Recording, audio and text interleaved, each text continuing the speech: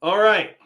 You can see me and you can hear me, or you can do neither. So let me know if both of them are good, none of them are good. And I am trying out a new way of actually broadcasting via a different camera tonight while streaming. So hopefully the picture quality is better, but at the same time, I don't even know if it's going to work. So let me know if it is working. And I am seeing 5x5 come through in the chat. So thank you all so much for being here. I really appreciate it. And if you don't know, I am Magic Prepper, because if you're only here for the free stuff, I totally get it, and that's fine. So, awesome night tonight. Really want to just make sure that the main theme of the night is that I am here to say thank you. I want you guys to understand that I'm very appreciative of all the support. The gratitude on my end is huge, and I just wanted to figure out a way to just say thank you. No strings attached. There's no catch or anything to any of the stuff that I'll have being given away tonight, and just hanging out with some other cool people in the preparedness community to kind of say hi, just discuss some random stuff here and there, but mostly have a good time tonight, because let's be honest. And thank you all so much for all the congratulations in the chat. I really appreciate it. And I obviously can't be here without you, so congratulate yourselves as well. But one thing I want to say is that most Mondays when we get to better, or when we get together, because we do get to better ourselves too, I think. But most Mondays we talk about what's happening in the world, current events. We talk about issues that are happening. We talk about things to watch out for and what to prepare for next. So this week, especially after hitting the milestone of how much support this channel has gotten, my goal was just to have a good time, enjoy ourselves, talk about preparedness, but with a little bit of levity, and at the same time do these giveaways to say thank you to you all, because honestly, I really do appreciate it, and I can't really stress how much it means to me, and the ability to kind of keep doing what I'm doing and growing and networking and working with other great people in this community really makes all of it worth it. Let me go ahead and put in my earbuds so that I can start bringing some guests on. And so far we have a couple guests waiting to jump in already. And what's cool about tonight is what we're going to do is the guests I have that are going to hang out for a little bit. And it's kind of just pop in whenever you want kind of a deal. But I'm going to incorporate the giveaways with them, so that way you guys can kind of have that interaction and kind of pertain some of that that free stuff with some of the stuff that they're really into. So I think it's going to work out pretty well. But, let me go ahead and put in my absolutely untechnological earbuds, because I'm just, so far behind in the times. I don't have AirPods, okay? And let's see. Rob Suds wants me to slap the bass. Let's wait a little bit, okay? Let me have some more of my celebratory coffee, which, by the way, tonight I have enough to get through most of the live stream.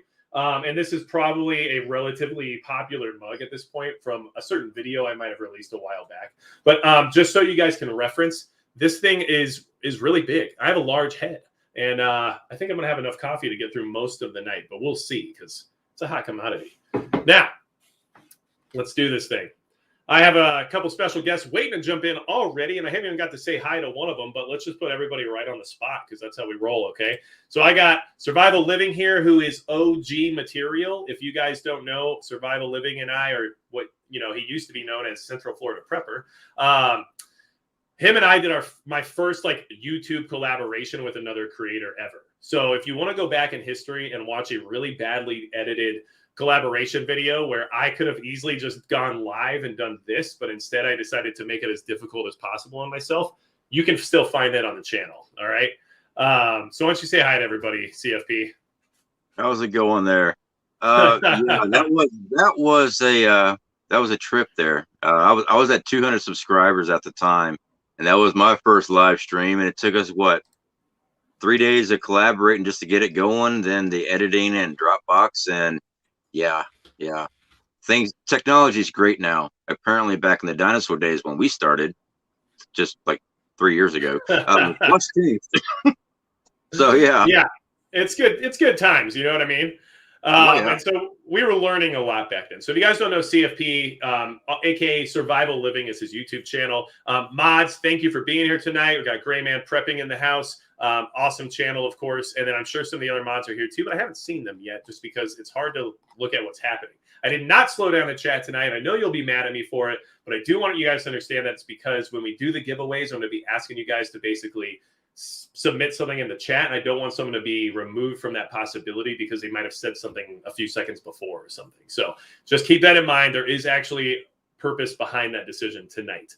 I'm also going to go ahead and have Cliff, aka the Urban Prepper, jump on in tonight and say hello to everybody and introduce yourself in case no one knows who you are. I mean, it's very possible that. Well, thank you for the invite. I'm super happy to be part of the 100K celebration. That's pretty exciting, and it's very, very well deserved. And it's great to see.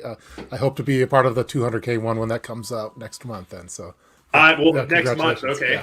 I'll see what now, if what I recently submitted to you as additional content would actually bring in that level of subscribership, then maybe there's a possibility. What you gave me, it may just plummet your subscriber base, or it might just increase it by 50%. We're not sure yet, but it's pretty epic. We'll say that. So. Yeah. So what we'll go ahead and say is that, the Urban Prepper has a lot of very interesting ideas when it comes to, video creation. And I have very interesting levels of shame, which AKA they don't exist. So when he asked for my help with a certain project, I said, sure. But I don't know if he knew exactly what I was going to get. I had no, you went big on it. So it's. Let's just say be on the lookout for whatever that's going to be. Okay. Yeah. And then, while we're all here, I've got the Angry Prepper here as well. So, let's just do it. Let's have a party, right? What's going on, guys? How's it going? All right. So, good to see you, sir. Glad you could join us tonight. I would like to assume that in the past, when you and I have done videos together, that without your anger and without our conversations, I wouldn't be at the point I'm at now. So, you're giving me a lot to think about over the last couple of years where I'm like watching you and I'm thinking, I really just need to curse more, But listen, thank you for having me on and congratulations, man, on the 100K. I appreciate it. It's interesting how big of a deal it is. And, one side of me, like when I hit it, I didn't think much of it. But a lot of people, and now that I'm seeing it with you and I saw it with Prepper Nurse One, you guys put in work. You guys put in the hard work. You guys got there. And, like Urban Prepper said, when you hit the 200 or the 500K, man, that's probably going to be the shit or get off the pot moment, man, because that's going to know that separates you from the men from the boys. Yeah, well, we'll see if I can make it there, I will say that, like watching other channels like yours, Alaska Prepper, Prepper Nurse One, like people crossing that threshold, I'm like, man, this is very motivating, to see that this community is kind of building in that way. And, even, survival living, I know where you're at right now is still incredible compared to like where we all came from. And as you know, even though everyone grows at different rates, you still, compared to other people we both started with, have a very large following at this point. So keep that in mind. All right. I'll tell you what, it sure beats that 23 subscribers I started with that only 2 actually watch the videos. Yeah, no, that's real life, man. So yeah, it is. It is. And there's definitely one thing I want to say before I forget, because I think we're going to have some cool stuff going on. And I also, I'm going to be drinking plenty of celebratory coffee throughout the night. But there is a certain subscriber, and you guys might know who this is as well. But there's a guy named Michael58 that has commented on like every video I've ever posted religiously. And like, I just want to mention him because he's like one of those unsung heroes where like, as someone who puts all the time and effort that creators put into like building their channels and putting out the information for everybody to digest, it's very rewarding to have somebody that shows up every single time just to be like, hey, I'm still here. And so I just wanted to mention that because I think there's something to be said about, someone with that kind of support to give, Oh yeah, definitely. Yeah, Michael58. He's the unsung hero of the night. Just want you guys to know that. He's probably not even here. Or if he is, he left one comment that said, "Great work, God bless you." Well, So- oftentimes when you're posting videos and you get a lot of comments and a lot of them could become negative, it's always good to have those Michaels in there that'll be that support person for you. That's there, ride or die for the cause that you're doing over there. So yeah, I think we all have our own Michaels that follow us. But yeah, those are definitely the legacy #1 fans that we have to help keep us going. So yeah, no, 100%, and it's rewarding, and it's also it's just a reminder for myself that I need to make sure to like show that appreciation to those people, So I'm going to do giveaways. I don't want everybody to have to wait a million years for these giveaways, right? Yeah. And so some of what I was trying to do is stuff that's like related to what you guys are up to, in the sense of like what you're into for preparedness, right? So the first giveaway tonight, and I do want to say I got most of the stuff is coming from channel supporters, right? And some of the support is interestingly organic, right? So as anyone can tell you, if you have a YouTube channel of any size, you get hit up by like a million sponsorship opportunities on a regular basis. A lot of it is weird stuff. Like some guy was trying to get me to, promote like bras. And I just thought that was weird. I was like, bro, like I've been working out and I don't know if I fit that bill anymore, but it's cool. I get it. So, but hey, I mean, whatever, it's just whatever they're trying to put out there. So when's that video coming out? I'll let you know, actually. Okay. I'm just still waiting on them to make my size. So that's that special project you were just talking about 5 minutes earlier. That special that special project is even more special, actually. Yeah. So that's for Patreon members only. It might it's on our OnlyFans channel. Yeah, you're not supposed to tell anybody about that, actually. Yeah, it's supposed to be organic following only, but it's fine. So what I want to do is I'm going to do the first off, I just want to say, okay, a few sponsors that are helping out with this giveaway, just so you guys are aware. And they're not, I don't even know if they're sponsors necessarily. Like, so EcoFlow is, a sponsor, sure. And they're giving me a River Mini to give to somebody tonight, which is awesome. It's a solar generator. It doesn't come with panels and stuff. That's all stuff you'd have to get. But the generator power station itself is like $260 or something. So that's a pretty cool price for a giveaway. And then Edc Specialties, the company that I started with my business partner Rob back in the day. We have something we're giving away from them. I also have Crossbreed holsters jumped into the mix, and that was completely organic because I just mentioned their arc resistor bag in a video because I was like, that's a cool product. It's only $20, and like everyone should get it for EMP protection. And then I got an email from them a few days later, like, what did you do? So it's kind of cool, but they jumped in on tonight. Practical Survival is also jumping in to give out some stuff. So got some cool stuff. And then I think I'm also going to have a couple like magic prepper gun cleaning mats and stuff just for fun. So what I want to start with, though, is we'll go ahead and start with the Urban Prepper. I'm going to have you help me out with a giveaway. Okay? Sure. So, in case you guys don't know, the Urban Prepper, pretty good YouTube channel, just throwing it out there. So you should probably check it out if you're into preparedness, and especially if you're into everyday carry. I would say that's a good channel for you. Okay, and I think that you and I can both geek out on EDC stuff for like days at a time. I'm sure. Yeah. So that's already been discussed. But and WV Prepared Mind, thanks for being here. Thanks for modding tonight. Appreciate it. So what we're going to do is, all right, so if you guys want to jump in on this giveaway, and there's no strings attached, you don't have to do anything other than be in the live chat right now. And then obviously a little work on your side. You got to send me like your address or whatever at least. But okay. So in the chat right now, what we're going to do is we're going to have you guys put in a certain hashtag. And then I'm going to have the Urban Prepper pick out 10 names in the chat from that. Wow. Hashtag. Okay. I'm putting you to work, man. This is going to be tough. All right. 10 names. Okay. And then I'm putting those names in a wheel, and we're spinning the wheel because I might enjoy gambling, and I want this to be very much like that. So, but anyway, don't tell anybody. That's not a real problem I have or anything. So let's just move past that really quickly. But that's what we're going to do. So in the chat right now, if you guys want to be part of this giveaway, what we have, and man, maybe I just shouldn't have it so dark in here where I can't even see what I'm doing. This is called bad preparedness when I don't have my flashlight for the first time in my entire life. Okay. So This is an EDC Specialties leather pocket slip for carrying your EDC tools, right? So you can carry like a pocket knife and a pen, and it acts as like a money clip or like a card sleeve as well. And it's leather, it's imbued with EDC Specialties, and it's a cool gift, and it's something that I think that somebody would definitely be able to use. So if you're interested in getting this, and since the Urban Prepper is all about EDC, I felt like this was the right thing for you to give away. You know what I mean? Cool. In the chat right now, do hashtag TUP. Okay, for the Urban Prepper. Hashtag TUP. Throw it in there. You're going to pick 10 names, man. I'm going to put them in the wheel, and that's how we're going to roll with this. All right. Here we go. I'm keeping an eye on the chat room. There we go. We got Rachel King. Oh my gosh. Hippies Hive. Okay. Chip Onafray, I think. Okay. Let's go. Jeez, it's going fast. There's some. Oh my gosh, the Hunter family. Okay. It's 3. River Runner 4. Got it. Oh my gosh. Russell Wiggins.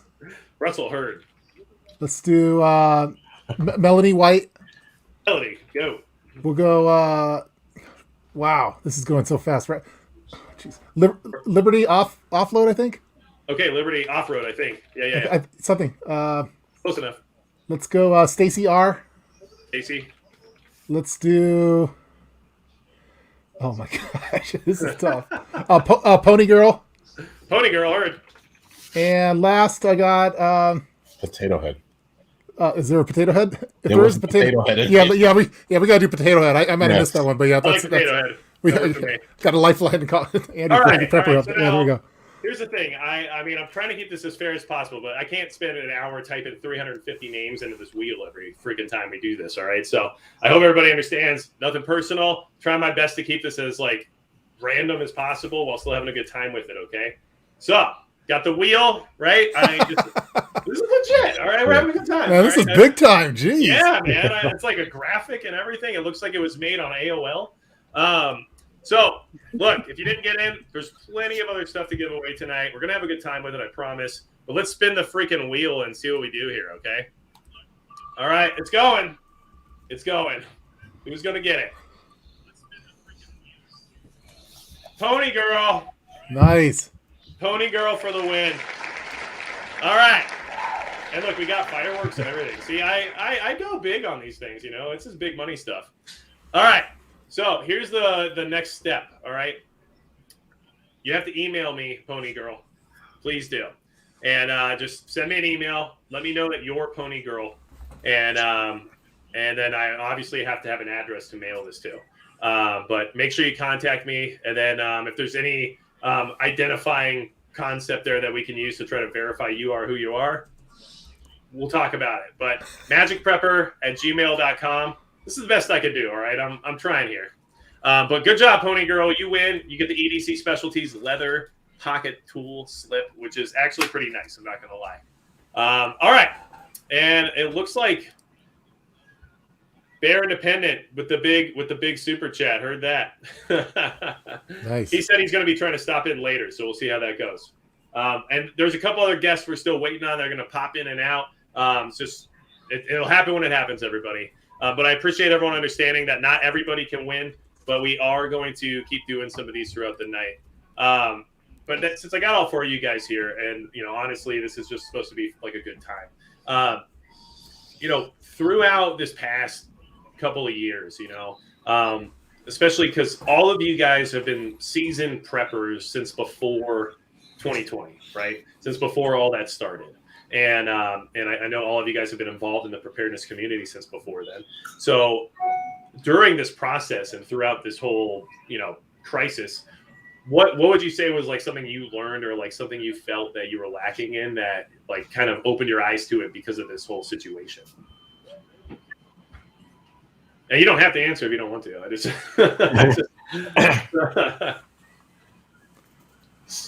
I would say survival living. You should start it off. I would say having bills paid up in advance because SHTF comes in many different forms. So when you can't go to work because they say no, your bills keep on coming in. It's one thing to have some money in the bank, but when you got to get tags renewed in your vehicle, car insurance, home payment, things like that, that starts putting a big hit on the bank account too. So really started putting. I mean, we don't like keeping a lot of stuff cash wise sitting around, especially in banks and things like that. But turns out SHTF is many different forms. That was a big one for us. I mean, we got food, we got all this other stuff, but we're not prepared for a long length that you now have no job because we won't let you go. So that was one for us. That makes sense to me. I could go next then. On ours, I thought we were pretty prepared for the food. I think the financial one's definitely an important one. It's I think that impacted everyone.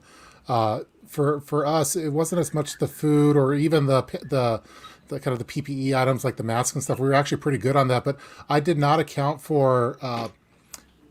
I knew about it, but it didn't really hit home until the start of it, and that was kind of like your friends and family coming out of the woodwork, people you haven't seen for a while, knowing that you have the stuff, and then having to decide whether you're going to give something to someone or not to take away from your own stash, especially the ones that might have teased you about it for years on end. So it was kind of like almost like a level of, I can't think of a better term, but like a survivor's guilt, like where I felt guilty that I had some of these preps and I didn't know how to really handle that, especially with people in need that were really needed some of the things, even when it came down to food and meats and masks and hand sanitizer and toilet paper.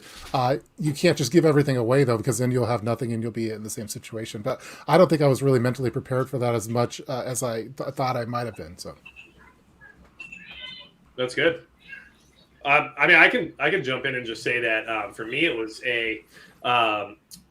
like a necessity of permanence is something that we realized we didn't have. So when everything started, we were living in a rental home, and realizing how fragile my income or my credit score or any of that kind of stuff suddenly became, we felt like it was really important to kind of make moves and get that level of permanence of at least having some level of home ownership and having some level of knowing where we're going to be long term in order to properly settle in and kind of prepare for whatever was going to come next or afterward. And I just didn't feel like we could do that being in like a rental as well, just because we moved 4 times in 3 years, and with that much moving and that much instability, it was like, who knows where we end up next? Is it going to be an improvement, or are we going to find ourselves in a worse situation? So we really, pushed really hard to find the house we're in now, and just like we bought it and we're in here now. And then if anything goes wrong, at least we kind of have somewhere to be. You know what I mean? Is it open? Yeah. Open. You know what? The financial thing, and obviously that's always the curveball. It seems like it doesn't matter how ready you are, when something happens like losing your job, a lot of us don't see that coming, or rather we take it for granted, So as far as being prepared, I was prepared for a lot of shit, but the early retirement. Even though I did see it coming down the pipe, it's still, when it hit, I was just like, shit, now what, and I am in that, I'm sort of still in that now what moment. In a lot of my videos, I tell people we're going to hit curveballs in life, and you're going to have to do one or two things. Either you're going to roll with it, or you're going to fight against it. And fighting against a curveball is the worst thing you could possibly do. It just makes matters worse. So when time came for me to leave, I left. I made sure I had a couple things lined up, but not seeing that coming and then dealing with it showed me that I had enough, I don't want to say goals, or balls for that matter, but just it gave me a sense of I was able to tackle it and move forward. I don't think you can actually be prepared for losing a job. And, no. Financially you can, right? You can save your money, you can invest, you can do all of these things. But when someone tells you you can't come to work anymore because of X, Y, and Z, it does sting no matter what. 100%. Yeah. Well, and I think that's a hard balance we have here in the preparedness community, especially if you're not a producer in the sense of like growing your own food and stuff like that.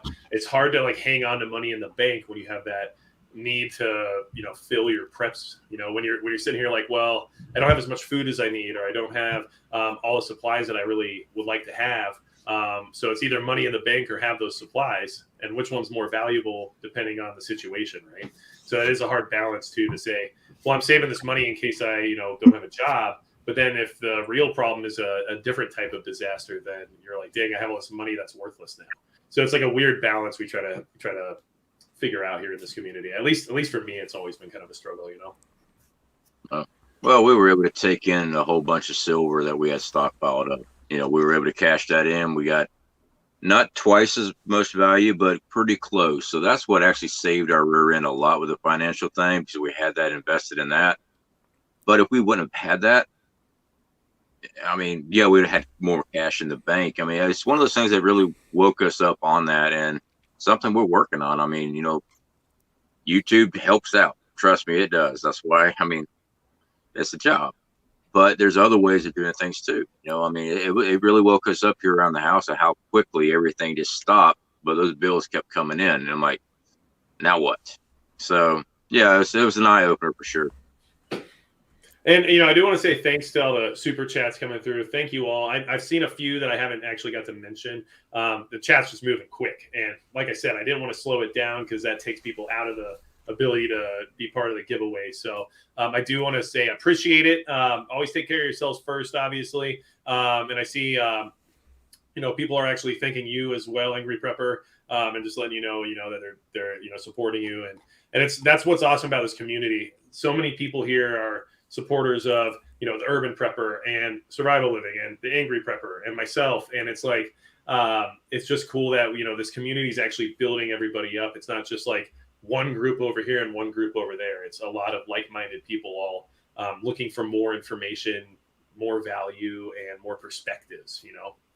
I guarantee you that, I approach things maybe differently than the Angry Prepper, and that's just based on, how we interpret things or how we are exposed to our environment. And, same with the Urban Prepper and Survival Living, and especially based on our locations. Like, the Urban Prepper, you're, in a big city area, and Survival Living, like every time you make a video, you're in the middle of a swamp.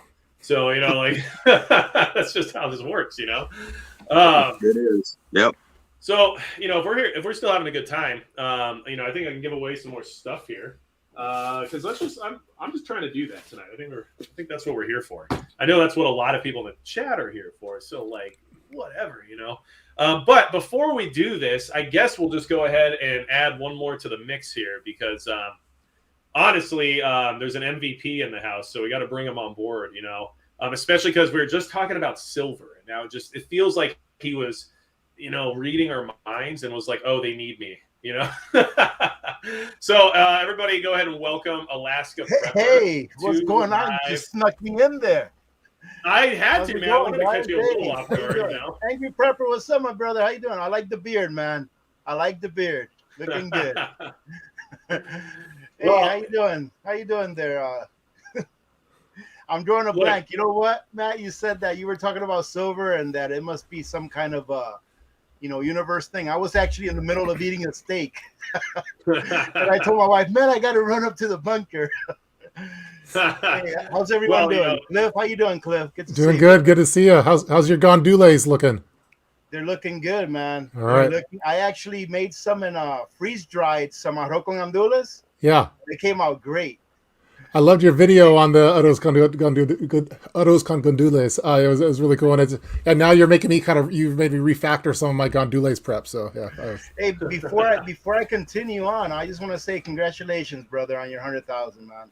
Very well deserved. Yeah, very well deserved. Yeah, you were saying that everyone's here for the giveaways, and I think everyone's here to honor and to celebrate, like reaching 100K. Not the giveaways one thing, but I mean it's a huge milestone. So it's it is. I mean, not only for you, but for your community as well, man. I mean that's great that you have 100,000 people that are like in one place, that you can talk to, that you can reach. Good stuff right there, man. And I think that appreciate it. I think it's good for the entire preparedness community. We need to have more 100K Absolutely. channels You know out what? there I'm because so- it builds everyone up. So Yeah, I'm so excited because oh man, what's her name? Survival Lily? yeah, Yeah. hit a million, She did hit it? a Right? million. Yeah. I think she's our first million, isn't she? I think the so, prep yeah. community? Yeah, I was like, man, that is great, man. That is great that we've Yeah. got preppers sitting 1 million subscribers. There's Yeah. one We need to get the more. word out. You know, time might be running out, but we still need to get the word out. You know, people need to get prepared. That way we can, you know, I don't want to get into the gloom and doom. This is a happy time. Yeah. This is a happy time, all right? I know it's hard for you to turn it off, man, but we can do it. We'll work on it together, okay? But no. And honestly, I was just gonna say there's one other person in the community that's reached that milestone, and they're actually gonna jump in here tonight later on, and that's Such. Yeah, Such, yeah. Yeah, Mm. and because he's Suched up a lot and sensible prepper. So Oh, okay. That's what I was gonna say. I know him as sensible prepper more than anything else. Yep. So if you have two channels that are the size that he has, it's like that's the whole community wrapped into one, I guess. So Yeah, that's awesome, man. but it's really cool that you know, as a community, like, you know, especially, I mean, we've been hanging out for a long time. Like everybody in this stream has known each other for different levels, right? And so Survival Living and I kind of started at the same time, right? And we actually worked together, like when we both had like 100 subscribers. We were like, what do we do?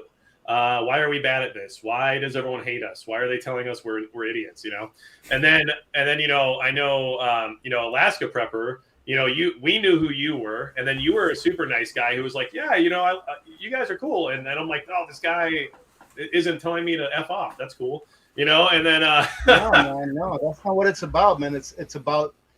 I've always said I could care less how many subscribe. I mean, like for example, if somebody just starts today with 1 subscriber and a year from now they have 1 million, that's great because they're still spreading the word, and that's what's important, you know. Yep. That's really what's important. The number doesn't really matter to me as much as the quality of the people that are with you. So 100%. That to me is the most important thing, and you know, reaching and teaching and reaching people that are going to actually continue to look at other people and talk to other people and teach them. To me, that's the most important thing, man, because, you know, I've always stood by that. The more prepared that a citizenry is, the better off the country is. Yeah. So, you know, Well, so and to me, that's and important. I think that one thing's true is that, you know, in this community, one thing we try to avoid, and I think is the thing we should avoid, is like being competitive. You know, there's no reason to be competitive. No. Like we all share the same group of people in the sense of like-minded people. Anyone who wants to be prepared and wants to put that extra energy into trying to learn more about it or be more proactive is part of that, you know. And it shouldn't matter who does what or who has what or anything like that. We should support each other. And unless something is like obnoxiously toxic or completely like bad information to where people will get hurt, like we should try our best, you know, support each other and build the community as large as possible. And one thing I always say, and I know it's probably cheesy, but is, you know, the less marauders, the better, you know. And I do think that that's a real thing. Absolutely. It's just true, you know. Yeah. So, you know, I was going to get another giveaway going the second you popped in there, Mr. Alaska Prepper. So let's just. Well, hey Matt, you want me to tell you a funny story real quick? So yeah, let's hear it. You know, I always have to say at least one funny thing. So I did a video here not too long ago, and you know, I don't want to call it a flaw, you know, but you know that I can't help to say ladies and gentlemen like 1,000 times. So this one guy left a comment. Somebody left a comment and said, I don't mean to be disrespectful, but you said ladies and gentlemen in this video like 24 times. And I was like, man, I can't help it. Like I've tried to, and I'm getting to a point on this here is, you know, how you were talking about, you know, people that are successful in YouTube and things like that. But I told him, I was like, I can't help it, man. It's who I am. I've tried to change it before, but I can't do it. And that's one of the things that I tell people that want to start a YouTube channel or that are new to YouTube is don't change who you are, man. No matter what, no matter who says anything, don't change who you are, because as soon as you start trying to change who you are to please the 1 or 2 people that are screaming the loudest, that's when everything's going to go to hell and you're going to be miserable. And then your community members are going to realize that and notice that in you, and then it's not going to be as authentic as it would have been otherwise. So whatever you're doing is working for you. That's all that really matters, because you're putting the message out there, and in the end, that really is what matters. Well, and you learn a lot about yourself, because like I learned that I use the word utilize instead of the word use because of the amount of comments I get that say, that you can just use the word use, right? So I'm like, well, you're probably right, but when you're just shooting from the hip and trying your best to get through a video in one take, utilize just jumps out. Okay, so I don't know what to do, man. I think a lot of people, if they start forming drinking games, I think, with whatever the most common word is that you use in the video. So yeah, no, 100%. And I have some really, really fun ones too. And like if we drank every time someone asked about my hair, we would have like a really hard time getting through the rest of this. So, and just so everyone knows, like, I do think I finally reached my final form of 90s villain. So hopefully I can maintain that status. That's kind of what I've been going for. And I want to look like the guy who would try to take on Richie Rich. You know what I mean? So, but all right. So Alaska Prepper, you're here. And let's get you jumped in this giveaway process, okay? I don't know if you were listening before. Probably not. Oh, yeah, right. I love giveaways. Let's do it, man. So what we're doing, and now, hey, Urban Prepper, you don't have to be on the spot this second. You can relax, okay? So what we're gonna do is I'm giving away Crossbreed holsters makes the arc resistor bag. This is basically a Faraday bag for your electronics, right? So EMP goes off, your electronics that are in here should be protected, and it's it's cool. It's a cool product, and the best part about it is that it's made in the USA, so you can't go wrong. And I knew you would appreciate that, Rudy. So, what we're gonna do is I'm gonna tell everyone a hashtag to put in the chat. You're gonna choose 10 names at random out of the chat that use that hashtag, because we're not gonna type 400 names, okay? And then I'm gonna put them in a wheel, and I'm spinning the wheel, and that's how we're gonna do this thing, all right? And it created just the right amount of stress earlier for the Urban Prepper that I was like, like things are moving in a good direction here. I can tell. Well, so, I see a lot of AP community members here, so I'm gonna try not to be, I'm gonna try to be, as fair as possible. Yeah, let's do that. Let's be fair as we possibly can. Okay. All right, so. Everybody, you're already trying. I see it. Everyone thinks it's going to be AP already. They're going for it, right? So I got to throw them a curveball now. All right. So I want to see hashtag USA. That's what we're looking for. Yes. Okay. And then you start reading me names off, sir. Okay. You say you need 10 names, right? Yep. And they had to use hashtag USA in the live chat. Hey, Pureblood 1775 is in the house. Is that who I'm doing? BR, Bravo Romeo. Bravo Romeo is in the house too. Isaac Hanny. ASACC Hanny. HANY. The Hunter family. Tactically crisp. Carmen del Rio. Smiling Wolf. David Green. Let's say hello to Mr. John Pander. Just so you guys know, I'm not looking in the chat, so if I spell your name wrong, it's not my fault. Let's see. Misty Bailey.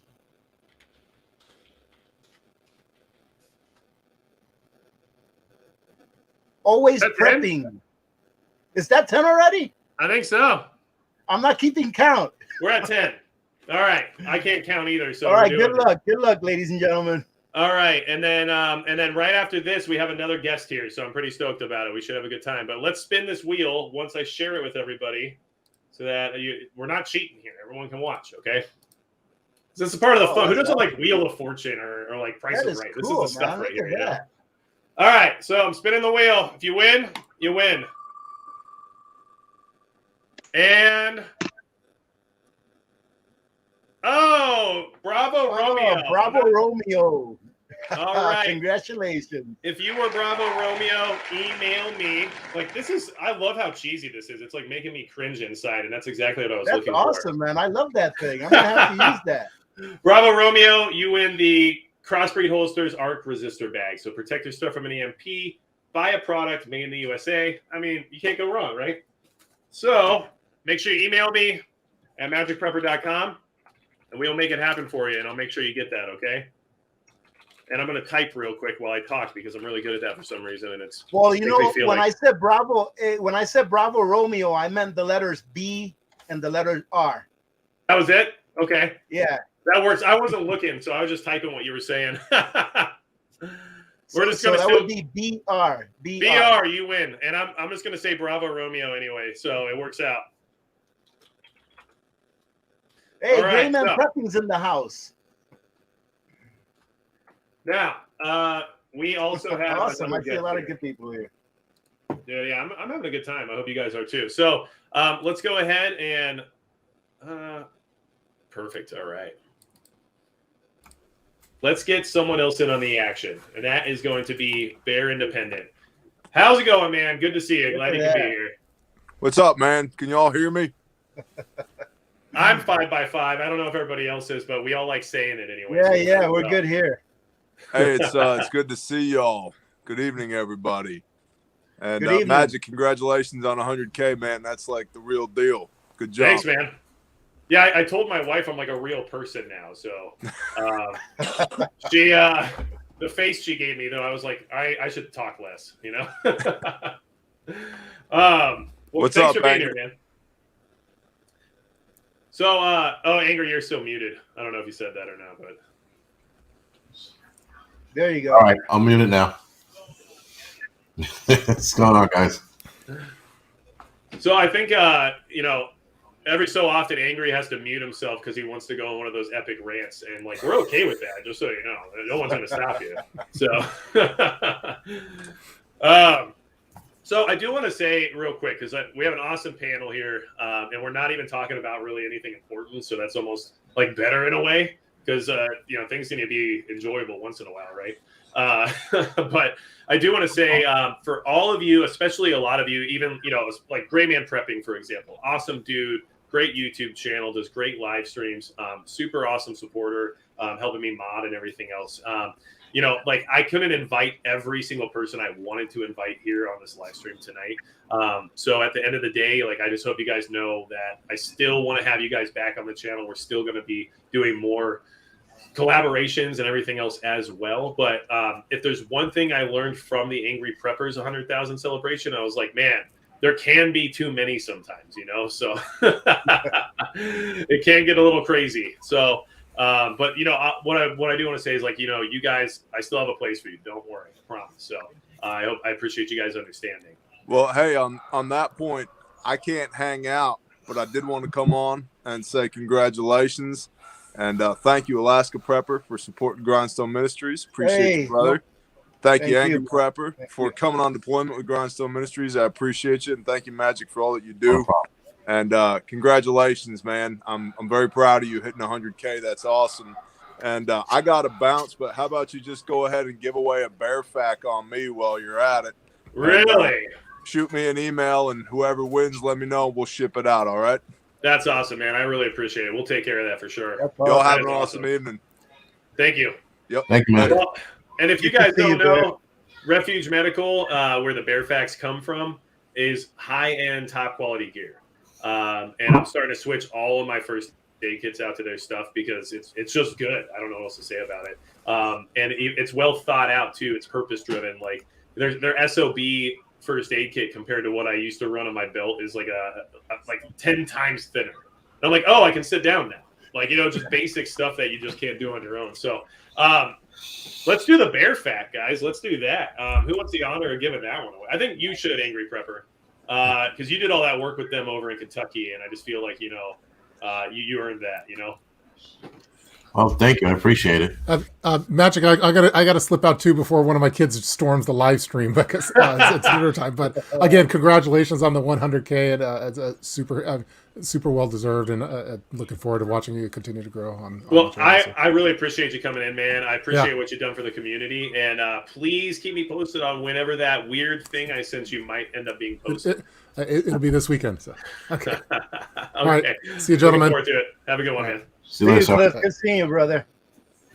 So, and just because I don't want everyone to get confused, but like I get weird about using everyone's real names, even though we use each other's real names, and it doesn't really matter half the time. It's like I still just like Angry Prepper, Alaska Prepper, Survival. It's like I know all you guys' name, but it's just that weird YouTube anonymity thing that just stuck in my head for some reason. So, well, the I'm not funny trying to thing confuse is when I first came on, Matt, I almost called Survival Living by his first name, but I've never heard anyone call him by his first name before, so that's why I kind of like hesitated. Well, I was like, I think better not say it just in case. No, my name is out there with the business and everything. Oh, I okay, am in Joseph. public, so yes, You look 100% like a okay. Joseph. Because You look like a when we did Joseph, that, brother. yeah. All right. like I do want to say something though, Magic Man. Before everyone bounced out, everybody on these panels, including Urban Prepper, I started watching every single one of these guys before I even got into my own YouTube stuff. Yep. I was prepping a long time ago, and then I realized some of the problems I was actually doing wrong. And word of advice to everybody: you see YouTube channels blow up and they get big, and they go, "Well, they don't cover anything." They've already covered it. All you got to do is click on the icon, look at older videos. They've done all this grunt work stuff I'm doing. They've already done it, every single bit of it. And by the way, Angry Prepper, I love the snow prepping outdoor videos that you were doing. Those things were awesome, by the way. The recent ones you've been doing. Thank you. All you got to do is click on it and look at older videos, and it's everything that we've already done. I mean, they've already done it. Every single one of these guys have already done it. You know what I So was just gonna so say, you guys, Joseph? I've been watching y'all for a very long time, and Joseph, I'm done brown nosing for now. Angry Just Prepper, you can keep those snow videos, man. I may live in Alaska, but you won't catch my ass sleeping out in the snow. Tell you, you know what? The snow thing, man, it's awesome because there's no people. yeah. You know, that's the allure. Yeah, with nice.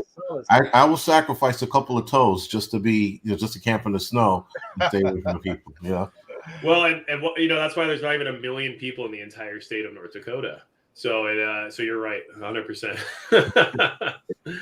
And I like that. It's nice, man. It's like Angry Pepper says, there's no people. And I'm like, you know what? If I don't want to see anyone, all I do is go out to my backyard.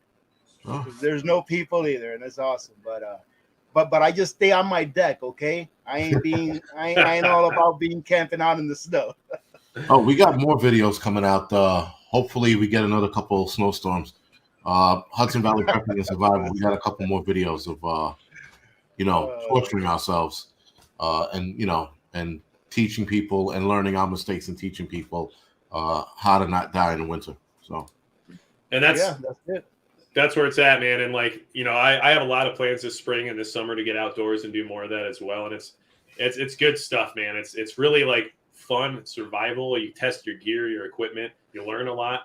And it's just like, it's nice to get outdoors. And for people who don't have that opportunity very much, it's nice for them to like watch your video and kind of like feel like they're there with you and kind of get that experience at least in some form. You know what I mean?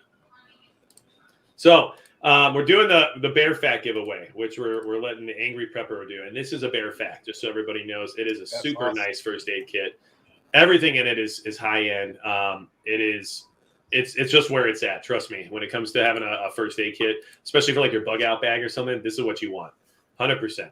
So let's go ahead, and what we'll do for this one is we will do the hashtag is going to be angry, because you're picking. So hashtag angry, and 10 names, let me know, and I'll put them in the wheel. The Wheel of Fortune. all right. Do I look at the live chat on YouTube or do I look at this one? They're both pretty much the same, so whichever one you'd rather look at. All right. I think the YouTube one might be more Accurate? accurate, yeah. All right, cool. So, fuck, man, too many names. I'm looking at my iPad, so forgive me. No Donna, worries. Divine Prepping. Okay. Let's see. Does that include your mods as well, or no? If they're hashtagging, I mean, I don't care. It's for everybody. There's no strings attached. Okay, fuck it. So I'll be a little. I'm gonna be a little biased. Prepper now. Okay. Let's see. There was a guy in here, Staten Island Prepper. Okay. Only because I feel bad for him because he lives in Staten Island. He's going to be mad because I probably spelled statin wrong, but it's fine. Poor Staten Island. All right. How many was that? 3? Yep. Oh, Philip Powell. Okay. Lamont Sanford. I always have to go with that one. I like it. Let's see. Northern Girl Hobbies. Okay. Shit. Mark Olson. Mark Olson heard. Modern Days Marks. I said that right. Modern Day Marks. Yeah. Outdoors Man. How many is that? Outdoors Man puts us at, let's see, 9. 9? Uh-oh. Let's go with Tim Reynolds. Tim Reynolds. All right. Golden.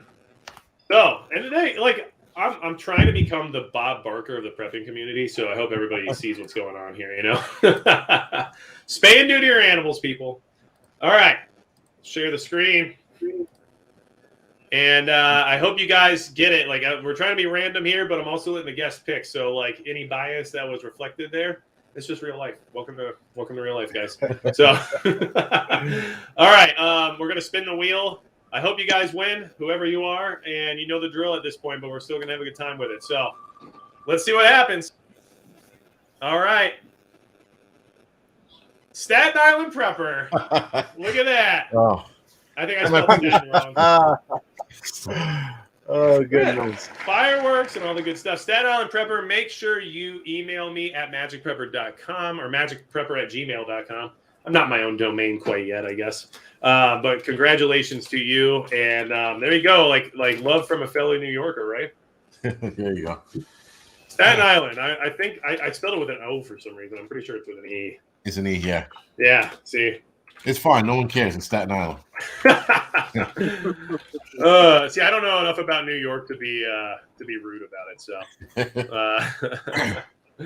man, I will say, growing up and then working in the service industry in Florida, half of your clientele is from New York, and half of your best friends are from New York. So you get at least some concept of how it works, you know. Yeah. All right. So that was a good time, and that's a bear fact. I mean, that is awesome. So Bear Independent, awesome guy. I would say, I'm sure from your experience, Angry Prepper, but I'm sure all of you guys can kind of say the same here. But a lot of people might not like him or might not like his approach or think he's gruff or whatever it is, right? And I think, some of us experience that no matter what, right? But what it comes down to, he's definitely one of the people in the community that puts his money where his mouth is. He puts his boots on the ground and actually does the stuff he says he's doing and is working on things to make his community better and help people. And it's like, I can't say I am even close to doing as much as that guy. So, at least with a reality check and with some honesty, you can say like people like him are doing the thing. You know what I mean? And Yep. Yeah, and to me that there's a lot that matters to that. So, anyway. It's funny though, watching him on the screen, and you get that sense that he could be arrogant, right? So initially when I started watching him, he's a bit arrogant, but he knows his shit. And then the first day class and stuff like that. Then I get to meet the guy, and I'm like, not the same fucking dude you see on the screen, not at all. He's a lot more laid back, and he's actually funny. He has a sense of humor. So he's being real in a sense when you meet him.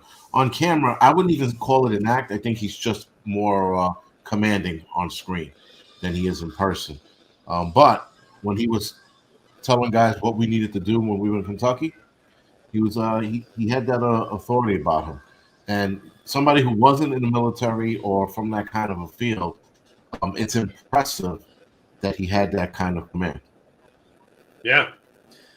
Well, I'm actually excited. I'm going to their refuge medical training that's actually coming up here in North Dakota this summer, so that'll be pretty cool. And actually, I'll meet the man in person.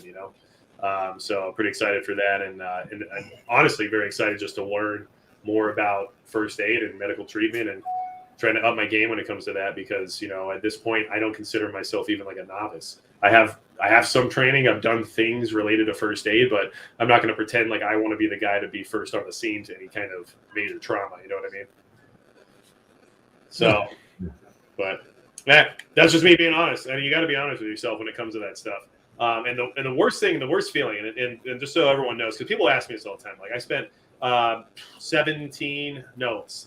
18 years in the hospitality industry, right?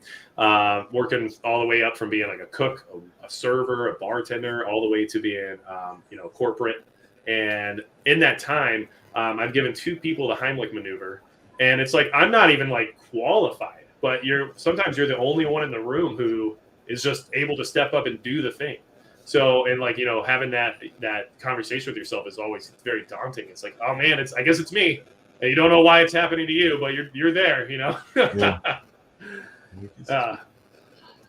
All right. So, and people ask this, and if anyone is new in this chat, and swinging by tonight to hang out, I'm not prior military. I'm not a first responder. So like, I'm not coming with my information from that perspective or from that experience. I'm more of like the regular guy who has the interest and the energy and the effort to like learn about it and to try to go out and, learn more and be taught by those who know more than I do. But like, you guys here, like some of you guys have the professional expertise. Angry Prepper, you're a first responder for years.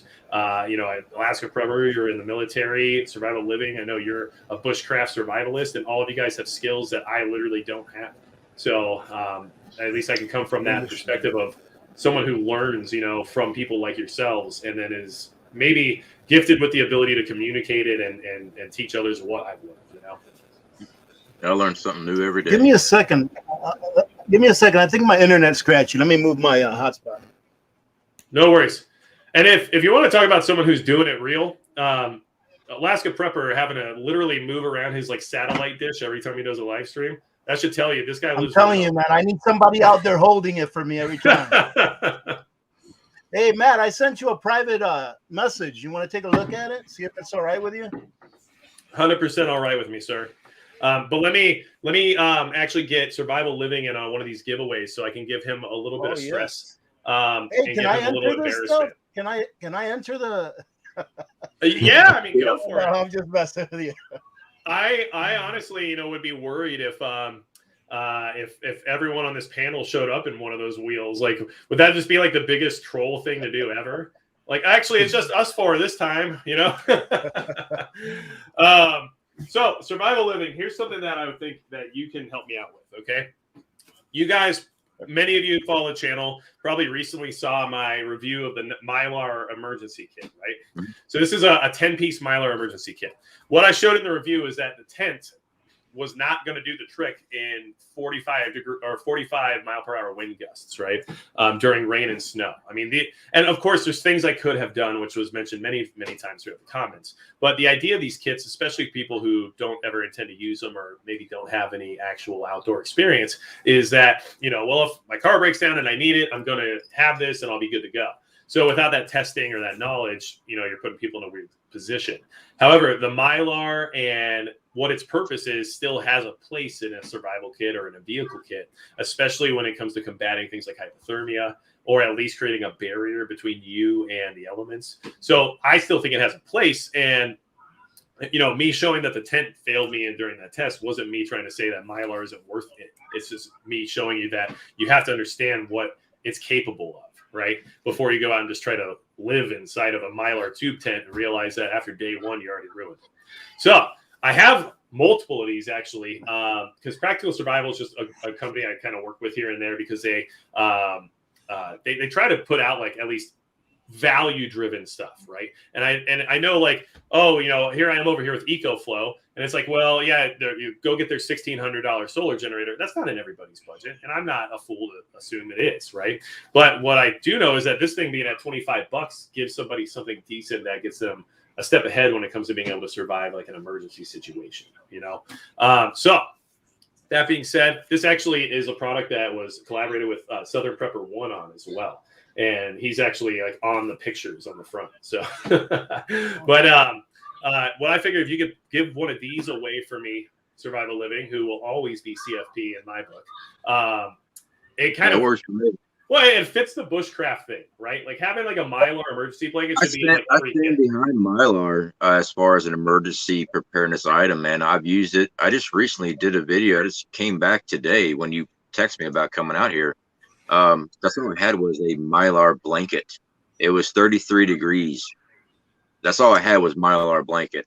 So yeah, they do hold their places. There are limitations. There's many different products made out of Mylar. I mean, I've used the sleeping bag ones that you actually slide your sleeping bag into. It's a bag, and I've been in 0 degree weather and it refract my heat back in there. You got to be careful because you'll start sweating. But yeah, as long as you use it correctly, it can save your life. So yeah, absolutely.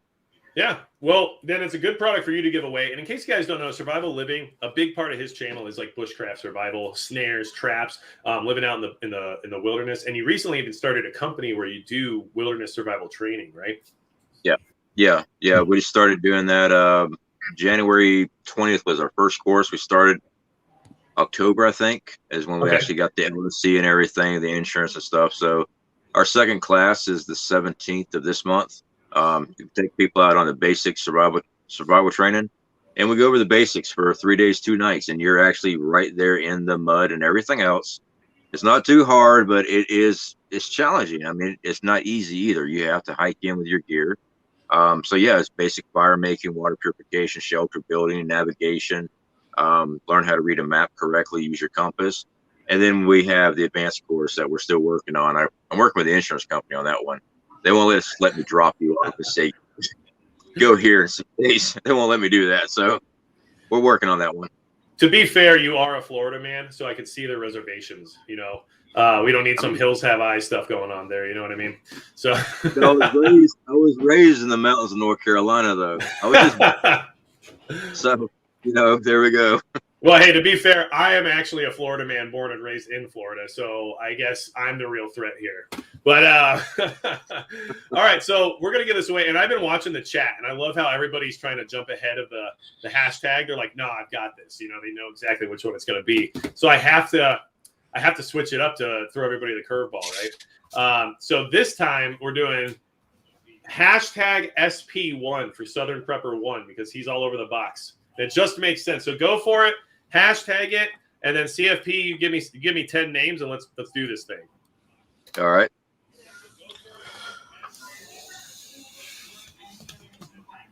Oh, there we go. Yeah, we got Max Dalebeck. Okay. Chief Prepper. Chief Prepper. Rodney Yentzer. Okay.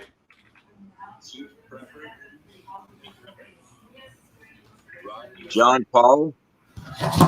John Paul? Yeah, John Paul.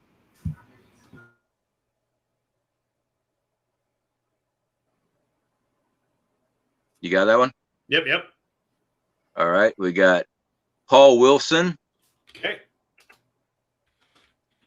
Low Key Observer.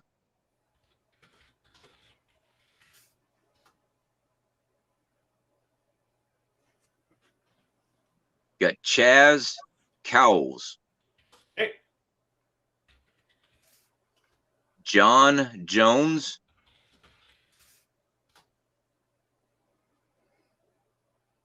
And we got Corn Pop 2.0. I like that one. And I think that's 10. Or did I miscount? 9. We need one more. Told you. I know bushcraft, but don't ask me to do any mathematics. C-bar. Letter C, bar. C-bar. C-bar. All right. So I'm still enjoying this wheel thing. I don't care. I'm having a good time with it. If you guys see all my magic cards over here on the side, That wheel thing is awesome. If you guys don't know, I actually sell magic cards as like part of like my side hustle. So and I'm on like one of the big marketplaces. Yeah, it's ridiculous, but you'd be surprised how much money I've sold in magic cards in the last 30 days. So, hey man, when you get started early, I guess, right? So let's roll the wheel and let's see what happens. And now you guys are like, oh, the name, I get it. Okay, so all right, who's gonna win? All right, it's Max Dale back, I think. All right, that thing had me stressed for a second. All right, Max Dale back. You won. So awesome. I am super glad. And dang, I can't believe how fast the chat's going. This is nuts. I'm just saying that this is the name. I don't know what it actually was. All right. So, and then I know Mr. Alaska Prepper, who some might call a gentleman. Because I think that's. I don't know about that. That's your whole spiel, man. I'm pretty sure that's you keep saying ladies and gentlemen to reinforce the fact that you want us to see you that way. I think that's a lot of it. You know? All right, so now you actually would like to get involved in this giveaway as well. I hear. Yeah, I didn't know that. I didn't want to overstep, so I didn't know if we can like give something away on your behalf. And when I saw that Bear gave something, I'm like, all right, cool. So listen, I have 3 beautiful silver buffaloes that are burning a hole in my pocket. Oh, there's 3 of them. So these are 3 1-ounce silver coins. You can't see them that good, but they're brand new, uncirculated, and you all know me. If you know me long enough, you know that I love silver. You can't see it. There you go. Boom.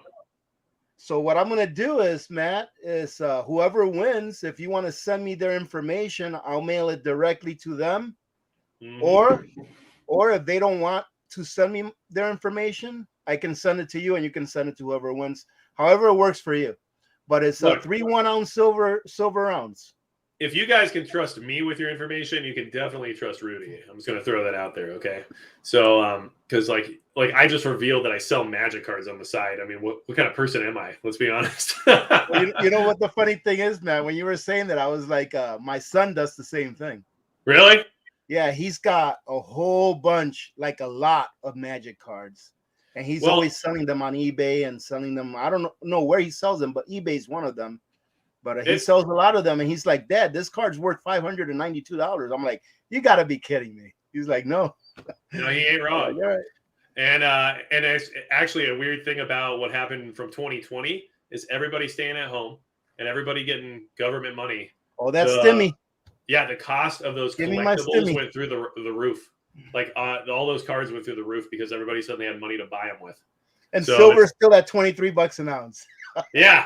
Yeah, but let's just say like I had a magic card that I bought for $50 and it's worth $380 right now. So that's awesome, man.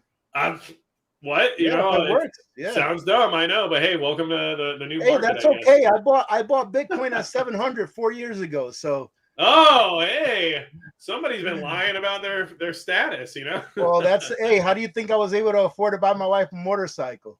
Right? Yeah, I like it. Like we all know that bunker is actually a vault for your money. Yeah, it's a vault for my food, for my long-term food. Yeah.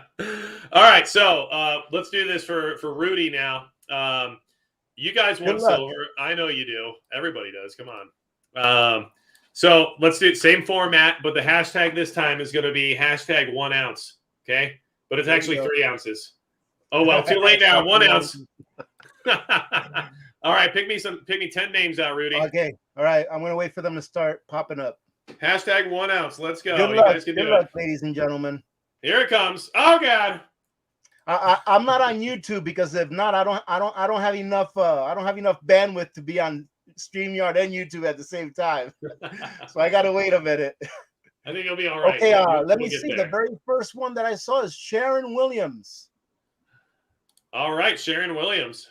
McBean Scottish. McBean Scottish Fitness, and that is spelled, I'm going to spell it for you, McBean Scottish Fitness. Heard that. That's the second one. All right. Fat Man Preppers in the house. We got to pick Fat Man. Fat Man, heard that. Okay, let me go down here because you guys are going back. Hey, we have to pick Brasa Rasa Gaza.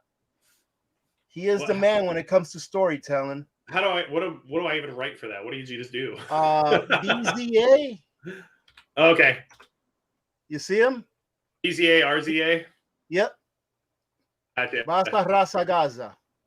If you haven't been Gotcha. to his channel and checked out his videos, he's a great storyteller. Okay. So yeah, it's a great. I love listening to his stories, man. They're outstanding. All right. Who's next? Smiling Wolf. Smiling Wolf. All right. Let's go with Michigan Prepper. All right. We're at 6. All right. Let me see. Where's my mouse gonna stop? Right there. Just a Fanboy. JUSTAFANBOY. Just Heard a that. Fanboy. And since I just happen to see Christine E. Burleson here, we'll pick her. Burleson, heard. E. Burleson. Got it. Okay, how many do I got left? 3 more? Yep. Oh wait, no, 2 more. 2 more? Okay. You know what? Let's pick Gray Man Prepping. Aha, all right. Gray Man Prepping is always winning silver, so I want to see if he wins this one. Oh man, you're gonna. Oh, that'll be incredible if he does. All right, he's gonna last get a curse one. on him Last one. now. Let me bring this down and wherever it lands. Okay, Amber Lafferty. Amber Lafferty. Lafferty. And that's it. Good luck, ladies and gentlemen. All right, and then as soon as we get this wheel done and we get through this this giveaway, I've got another guest here that's waiting to jump in and say hello. So I'm excited about that. And let's go ahead and pull up the wheel because I know that's what you guys really wanted to come in here for and hang out. Let's be honest, like this is good stuff, game show stuff right here. Okay, so let's see who wins. Spinning it for 3 ounces of silver coming right to you from Alaska, so I'm sure they'll be cold. Hey, Billy's in the house. How you doing, Frontier? Oh, look at that. Oh, that's right. Michigan Prepper. Hey, congratulations, Michigan Prepper. That's awesome. You did it. All right. I'm just sharing a window now at this point. Give me 1 second here. So Michigan Prepper, So make sure you said, email Matt, me. Like What's I that? said, Matt, if you wanna send me his or her address, and I can ship it directly to them. I will definitely do that. All right, so we have another guest here tonight. Why don't you guys go ahead and say hello to Sensible Prepper, Hey. aka What's up, guys? How you doing? Good What's to going see on? you. Hey, we're Good to see hanging you out. How guys. about yourself? I'm kind of starstruck right now. I'm just a guy. Yeah. A little crazy. man. No, I would have never said that about you, you know? Yeah, I'm a little crazy. Well, how's it going tonight? How you been? Going good. Going good. Good. Well, we're hanging out. We're doing some giveaways, and I've been kind of putting some of the guests that are coming in on the spot with some of these giveaways. So we just gave away 3 ounces of silver from Mr. Alaska Prepper, and That's awesome. yeah, it's a good time trying to say thank you to the community. You know, earlier we were all kind of discussing some of the things that we realized we were missing in our preps or like weren't prepared for during the crisis. You have anything you want to share, like in regards to any of that, like anything that you picked up on over the last couple of years that maybe you thought would be relevant to somebody new to preparedness? You know, it's funny because we've been prepping for so long, but when 2020 hit, it was like, what? You know, and I just thought, man, if we're not prepared, what about everybody else? You know? Yeah. The great thing is my wife had been using our stash of toilet paper instead of going to the store. And I told her right toward the end of 2019, I said, honey, you got to stock that back up. And it's a good thing we did. That's pretty funny, actually. You're right. Yeah. It was like, whoa. I said, that was a good call. But, yeah.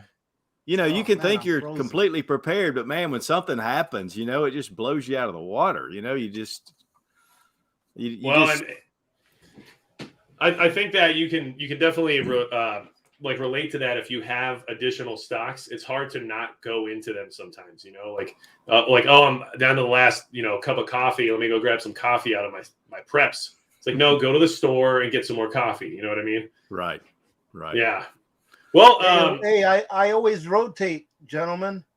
I always rotate. So you guys got to make sure you rotate your stocks. Yeah. Because you don't want to get stuck with 27-year-old coffee that's dust by the time you open it. It's aged. There's a different flavor. You just dip it then. You don't have to put like water Scotch, in it. huh? Just dip it. Well, I appreciate you coming on tonight. And it just, being part of the community, you're definitely one of the drivers out there that really brings a lot of support to preparedness, brings a lot of good information out there. And so I do want to say thank you for, being part of this movement for so long and still like putting out more information all the time. Do you have any advice for people, who are new to it, that are getting overwhelmed, as somebody who's been involved for so long, like how do you get somebody past that point of where they're so overwhelmed they just don't know how to move forward? Well, one of the things that got me started, really, because at one time I had both my gun channel and the prepping channel together. Yeah. And this one lady, I'll never forget it. She sent me a message, and this was I've been doing this now 14 years. I think it was 2008. So, but I was just playing around. I was just, people started asking questions, and that's what made me do more videos. But this one lady got in touch with me and she said, we don't know what to do. We're all worried. And she was just freaking out. She goes, we got this boat. We're thinking about selling it and getting preps. What do you think? And she said, I've been watching these videos and they said, if you're not prepared now, you're too late. And I told her, I said, hold on. First thing is take a big, deep breath.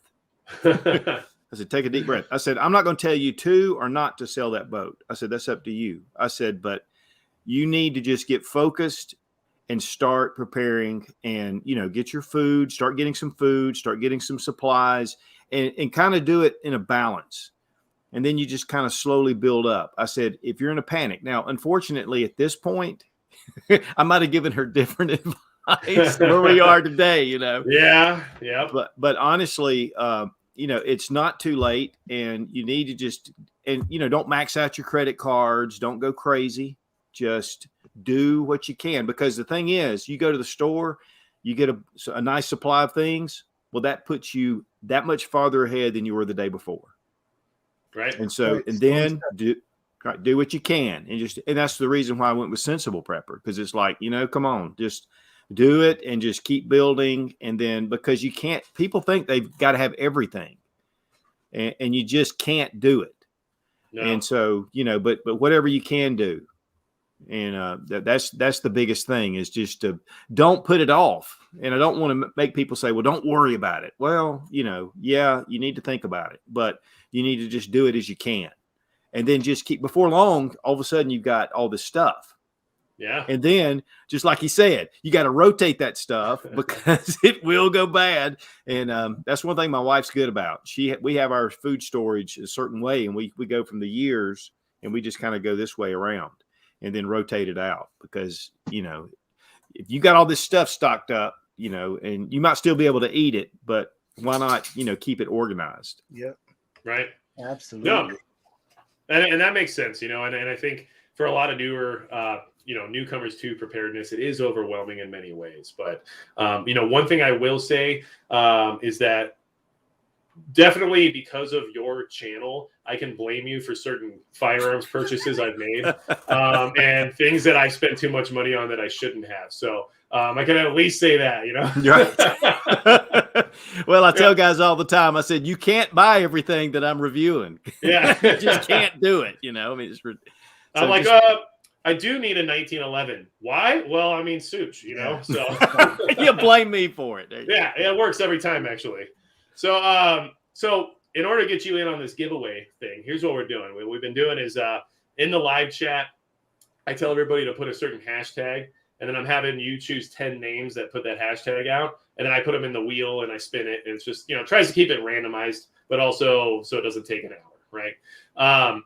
For you, I actually have a cool giveaway that kind of matches up with what you do, because, I mean, just look at your background. So this is actually a gift card from Crossbreed Holsters. Oh. And they're offering $100 gift card Nice. as part of the giveaway tonight. So, Wow. and I mean, and for those of you who conceal carry, like, we have great holsters. They're very comfortable. And I will have a video out relatively soon about why I use them for like anything that's maybe like heavy, like a full size 1911 or something. If you're really feeling it that day, you know, like their hybrid holsters are very comfortable for that kind of carry, and they have a lot of other good stuff too. So I figured that's a good one for you to give away. It just makes sense, you know. I like the guys at Crossbreed too. They're good Yeah. guys. They're good people, you know, and they're very, very humble. And I mean, I try to support America where I can, and they're definitely a good American company. So what we'll do is the hashtag, it's going to go fast. So you know what? You got to just grab those 10 names best you can. All right. Yeah, there you go. Got to put my glasses on for this. Yeah. All right. So the hashtag is going to be, it's going to be 0000. It just makes sense, you know? So hashtag 00, and you guys, you know, Such will put you in the list. 10 names.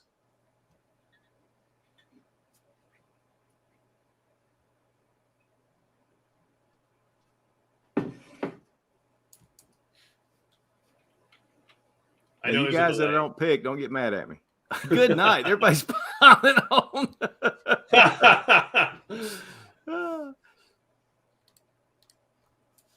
All right. I'm ready. You just start listing. I'll start typing. Okay. This is going to be tough because it just keeps going and keeps going. Okay. Let's do all right. Jeff W. Okay. Gray Man Prepping. Hey, all right. Vicky Turner. Heard. Wookie. Wookie heard. Low Country Prepper. Okay. Nancy. Good old Nancy. Matt Lasky. Hey, No Worries. got it. And then K-Dog. Hey, dog, heard. Is that it? How many more? We need one more. Always Prepping. Always prepping, heard. All right. Yeah, it's a little overwhelming when the chat just goes off like that. I know. That's awesome. But we're having a good time. I think everybody's having a good time with it. So, and we're trying to keep it as randomized as possible. And what's kind of funny is you've had different people choose every time so far, and certain names are coming up more than once, which I find to be pretty funny because, like, with all of that craziness going through the chat, it's just like somehow some of these people are getting in more than once, and that's just crazy to me. But I guess that's just odds, right? Right. So we're ready to spin this wheel. Wheel of Fortune. There it is. All right. And, you know, I don't have a Vanna White here with me today. I was going to say, who's Vanna White? I'll give that honor can definitely go to Rudy. Because, like, he's just it's a nice looking guy, you know? Gee, thanks. You're welcome, man. You're welcome. All right. Let's spin it. Let's see who gets the $100 Crossbreed Holsters gift card. All right. I'm going to call it. It's K-Dog. Hey, K-Dog. dog. All right, K-Dog. Congratulations.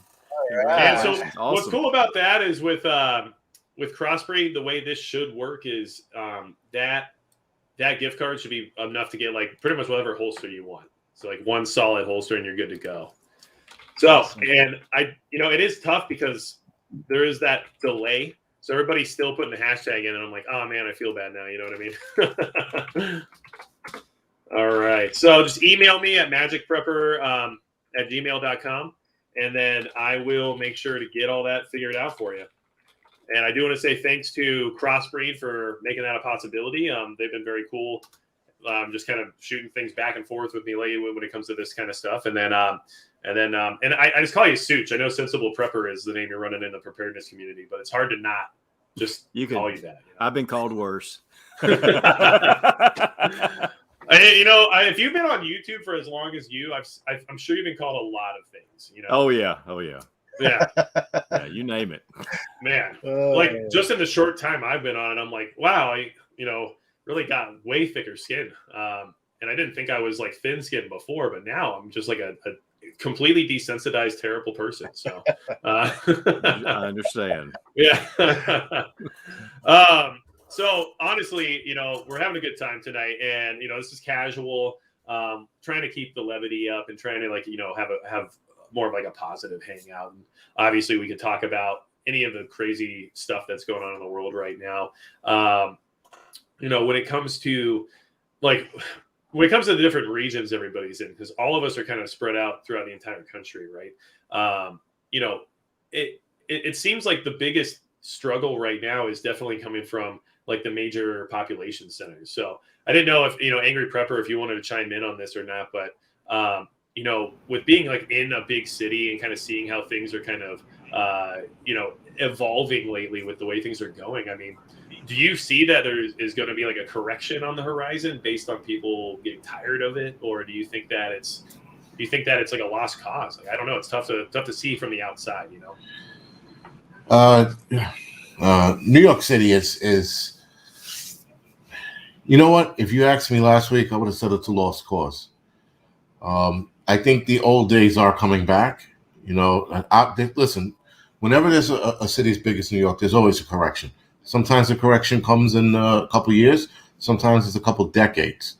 But nonetheless, there's always a correction. But looking at, for example, 42nd Street, I don't know if any of you guys know old 42nd Street. Maybe Rudy does. No? All right, so 42nd Street is where, the hook. Oh, no, yeah. I remember 42nd Street. I don't want to say that I participated a lot in 42nd Street, all right, Angry Prepper? Right, but 42nd Street is kind of like a frisky little place to be in New York City. So, what was that? Porn theaters, hooker whores, crackheads, whole 9 yards, right? And so with that, just the other day, my wife went down 42nd Street and she noticed a couple of the bigger businesses are closed down. Obviously, because of the pandemic, the lack of customers going to these places because of the mandates. And then you have the crime in that area that they took decades to clean up coming back. So this is more of the remnants of de Blasio than it is Eric Adams. But Eric Adams is also, I think he's a little soft on crime. So we're obviously gonna hit a pinnacle soon, and then hopefully in the back end in another year or two, it'll start going back to normal. But I think that as far as getting out of the city and what everybody tells me in every episode that I post now or show, everyone's like, you got to get out of the city. Like, I fucking know that, it's not a surprise, but I think for most people, getting out of the city, if the economy collapses, no place is safe, but the city is going to be a definite death trap. Right. So I tell people, with the economy looking the way it is, I think it's time for us to leave. If I was single, I would have that. I would enjoy the meltdown of the city, but I'm not. The danger aspect, yeah. I have a family, so we have to, I have to get them together and get them out of here. So, yeah. That makes sense, and then I say, looking in from the outside at this point in my life, but for a very long time I did live in the Sacramento area, and I also used to live in the East Bay area of California. So I definitely spent time in the urban environments, and there was interactions you have in major metropolitan areas that you just don't have in a rural environment, and so there is that perspective, but it is also almost like a cop out or too easy to just say, well, just leave. Because I think that, how many people tell people in California to do that? And it's like, you can't just tell every single person in California to leave if they don't like it. I don't know. You know what the leaving aspect for me is? And this is probably, and it's a selfish train of thought, but it's that you never run from a fight. Right. And it's always stuck with me throughout life. And I figured well, why not fight for the city and get it back on track? But getting a city like New York back on track, as far as crime goes, it can be done. But all the liberal nonsense and the kooks and the crazies and everybody that's focused on, the homeless and screw the middle class and the poor people and the smash and grabs that we're seeing here in the city is out of control, right? Wow. I mean, LA, it's pretty bad, but New York is starting to pull up a close third, because second, I think, is like Chicago or something. And we're watching this, but they don't want to address it. They don't want to go, hard on crime. So the city is lost in that aspect. As far as crime goes, they're just too soft. We need a mayor or a governor who's going to drop the hammer, And me personally, I'd be like, listen, the police force, you guys, your body cams are broken, and let's clean because there's only one way to clean the streets up.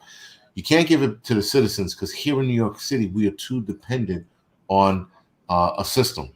And everybody wants to either A, turn around to the cops and scream for help, or turn around to the cops and scream at them and throw shit at them, right? So we have that two elements. The save yourself people, the people who would, get a firearm responsibly and protect themselves and their family, that's gone. That's gone. So New York City in that aspect is gone. And you're right, trying to leave, that's an easy cop out, because then what happens? I go to Texas, for example, and it starts getting too liberal there. What I'm going to do? Up and leave? At some point, you got to stand your ground and fight. Yeah. Well, and it's actually weird in a way, but what you just described, and then the way you kind of laid everything out, I'm like, you literally need Batman.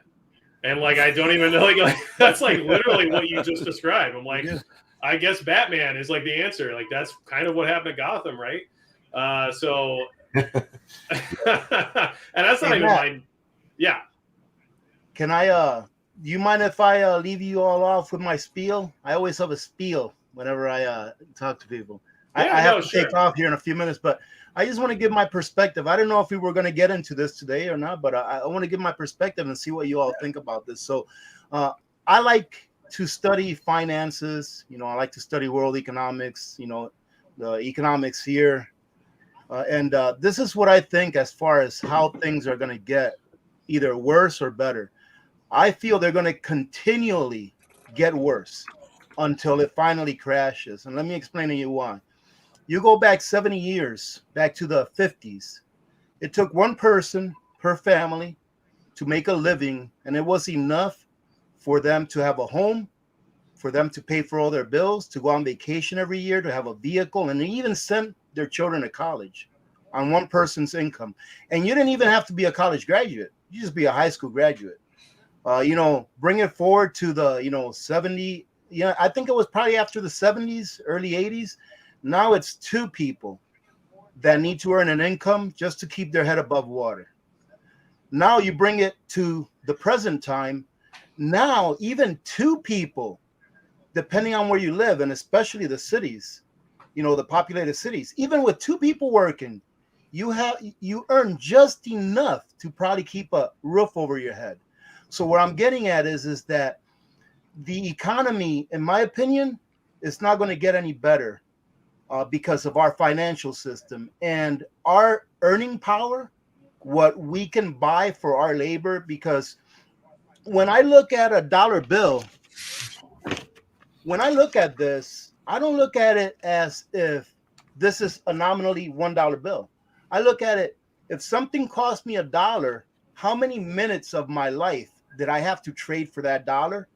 Then that's what that thing cost me. If I bought a soda for $1, how many minutes of my life did that soda cost me? So as we progress with the government printing more and printing more and printing more, devaluing our money more and more and more, it means it's going to take you more time of your labor. It's going to cost you more of your labor to buy the same things. So things are going to considerably continue to get worse because of the financial policies that our government / the Federal Reserve has. And whenever the economy, is going downhill, and whenever you have bad money, crime usually tends to go up. And in places like populated cities, like Angry Prepper was saying, in New York, usually those places, there's more demand and less. So like in New York, there's probably more demand for, 1-bedroom apartments. So what does that mean? That the prices go up. So the people that grew up there can't even afford to live there. The people that work there can't even afford to live there. So crime is going to go up. So I think that, I'm not saying this is the only reason, but I think that because of the hidden tax of inflation, which is really the theft of your labor, the theft of your time, I just wish people would see it like that. That inflation is not just the degradation of the purchasing power of the dollar, but that really it steals your labor, it steals your time. Because this year, even though you're making 50% more than you were 10 years ago, it's costing you more hours of your labor to buy that same steak that you went out to a restaurant with your family with a few years ago. It's costing more time of your labor. So people are going to continue to get poorer and poorer and poorer. And that means that crime is going to continue to go up until the system finally crashes. And what comes of the other side, I don't know. I'm hoping that it'll be something good. I'm hoping that we can keep our humanity intact and that when we get to that other side, it'll be something good. But ladies and gentlemen, that's why we prepare. We prepare to get from point A to point B. But the last thing I'll leave you with is this. In preparing to get from point A to point B, it's very important that we remain charitable, not only with money, but with our time and with our kindness. Because what are we prepping for if we don't want to have humanity intact when we make it to the other side? So I think that's just as important as prepping goods. It's just as important to prep humanity, to make sure that you are still human and that you still can look in the mirror and like the person that you see. And with that, ladies and gentlemen, hey, Matt, I want to thank you very much for inviting me. I had a blast. Of course, man. But it's time for me to go in. My wife is calling me. And congratulations again. And Sensible Prepper, Such, very nice meeting you, brother. Nice very, meeting very you nice too, meeting. man. And I am so darn jealous of the background. Let me tell you that right now. That's my And it's 401g back guys. there. Good seeing you all tonight. Have a great night, man. God bless you all. Thank you, sir. I appreciate you. Bye. You know what? It's funny. He was talking about, crime being getting bad because of financial system or financial, what you call is starting to collapse or rear its ugly head and become a problem. Here's the kicker. Here in the city, there's still jobs. People still can today get 3 jobs if they want it. There's enough vacancies and there's enough opening. The crime that we're seeing, and I sort of disagree with Rudy just a little bit, has nothing to do with the financial problems. It has to do with people thinking they're entitled to take some shit. Right. See, they're not going into the store and going, I can't afford this, I'm taking it. They're saying, I'm taking this shit because I want it. And then they're going to use slavery or the voice of the unheard or whatever bullshit they're going to use. That's why they're taking shit, right? So now, imagine when the financial system collapsed. That crime that we're going to see is going to be some shit we have never seen in the United States history. Even during the Wild West, it's going to make the Wild West look like a picnic. So when I watch these kids here in the city, for example, during the riots of, 2020? They weren't in there because of Floyd. They weren't in there because they didn't have jobs. They were in there because they felt entitled to take some shit. They felt like no one was going to stop them. The cops weren't doing anything, and I'm going to take what's mine.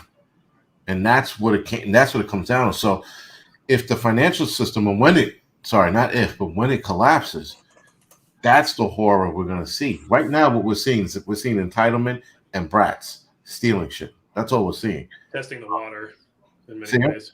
Kind of like testing the water. Like, what can I get away with? What can I do? Right. I mean, you know what? It's not even testing the waters. They know that they're going to run into the store. They're going to grab a Chanel bag, right? The $600 bag. They're going to run in there and grab that bag. The cop's going to arrest them. And then within an hour or two, they're going to walk with a ticket. And it's called a desk appearance. And then they're going to make a desk appearance at a fucking courtroom. And they're going to be like, don't do that again. And then that's it.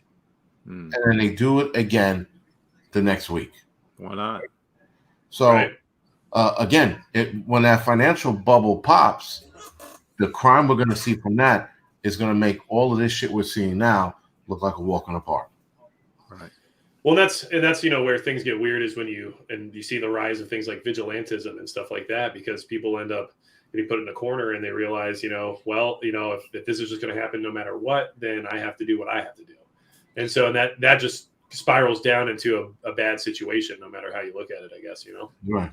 Well, and the sad thing is too, just like in New York, I mean, when those smash and grabs happen, those businesses sooner or later are just going to close. And Right. a lot of the businesses they're tearing up, and those little grocery stores that the elderly go down and get their groceries, now they don't have a place to go, and they're on a fixed budget already. That's the sad thing about leaving, is you're leaving all these people that are completely helpless.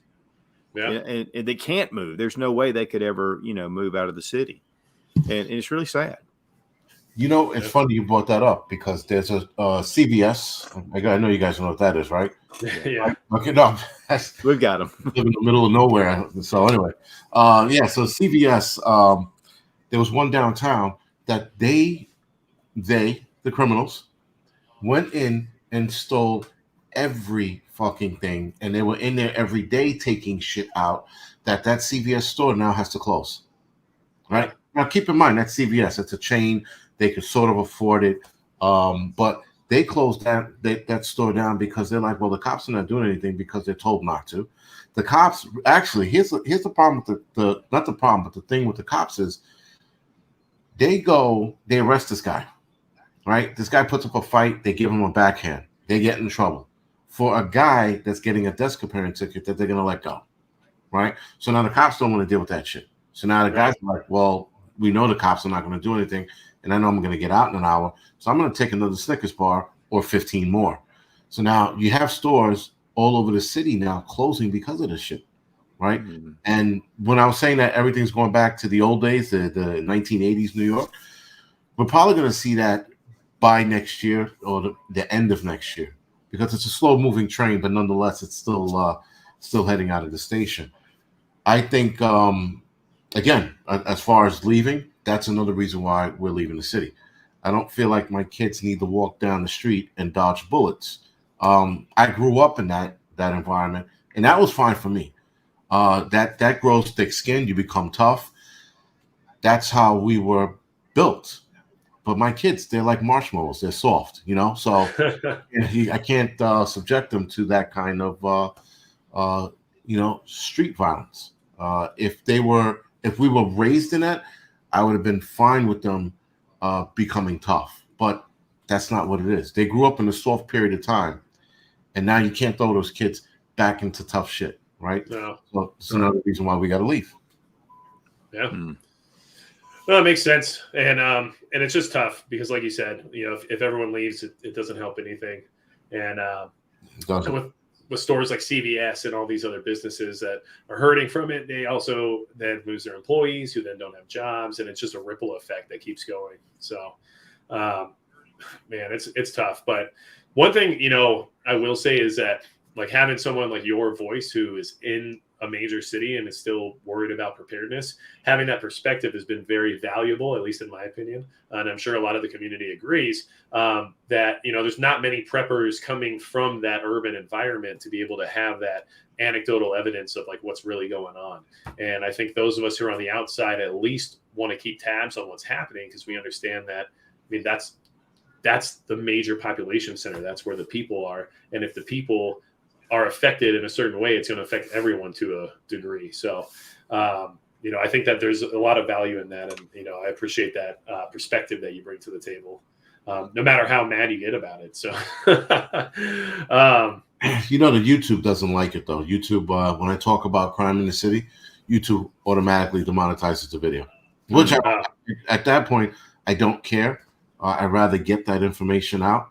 But, listen, guys, all you have to do is like look at New York One, or the Citizen app. If you set your Citizens app to New York City, you'll see the ridiculous shit that's fucking popping off in the city. You're like, man, that's a fucking war zone. And then you guys are from nice, quiet neighborhoods. You guys can defend yourselves, right? You have the ability to, right? And with me, it's harsh language, 911, and if I can get close enough, my blades. But that's it. That's where I lie. And again, that's another reason why you get out of the city. They're like, right. You can't protect yourselves. You got to call the cops. I'm like, the fucking cops take. By the time I dial 911 and you get to that patrol car, I'm already dead, sliced up, beat up. Like whatever, raped, whatever the hell it is. Yeah. It takes too long, right? Yeah. And you guys can handle this shit right then and there.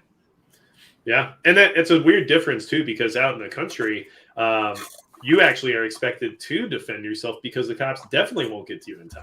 Because like I know my police can be like, I have like the deputy who, you know, is in my area might not get to my house for like 30 minutes. Right. So for like a half an hour during like a B&E or something like that, I'm just me. Even if I call 911, they're going to literally tell me, well, try to take care of yourself. So well, that's what happened to us when we first bought our house. We hadn't gotten our alarm system in. I was only gone for an hour and somebody broke in, and I came in and interrupted it. I mean, they were going out I didn't even know it. They were going out the window. They cut themselves, so they got the DNA. But, you know, it was 45 minutes before law enforcement got there.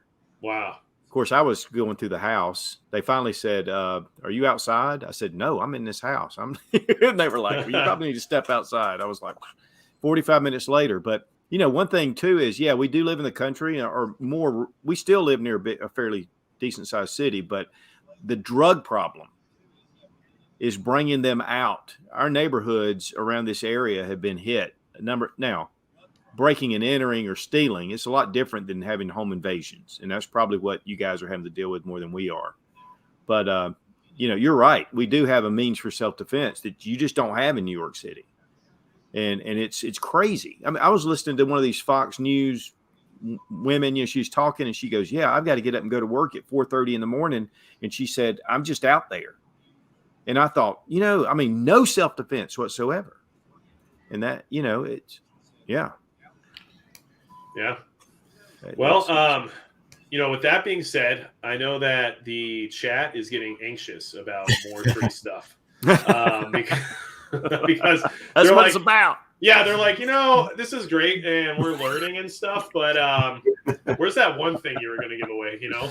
So, and that's cool. I get it. We're having a good time. And it looks like New York Prepper's here, so that's cool.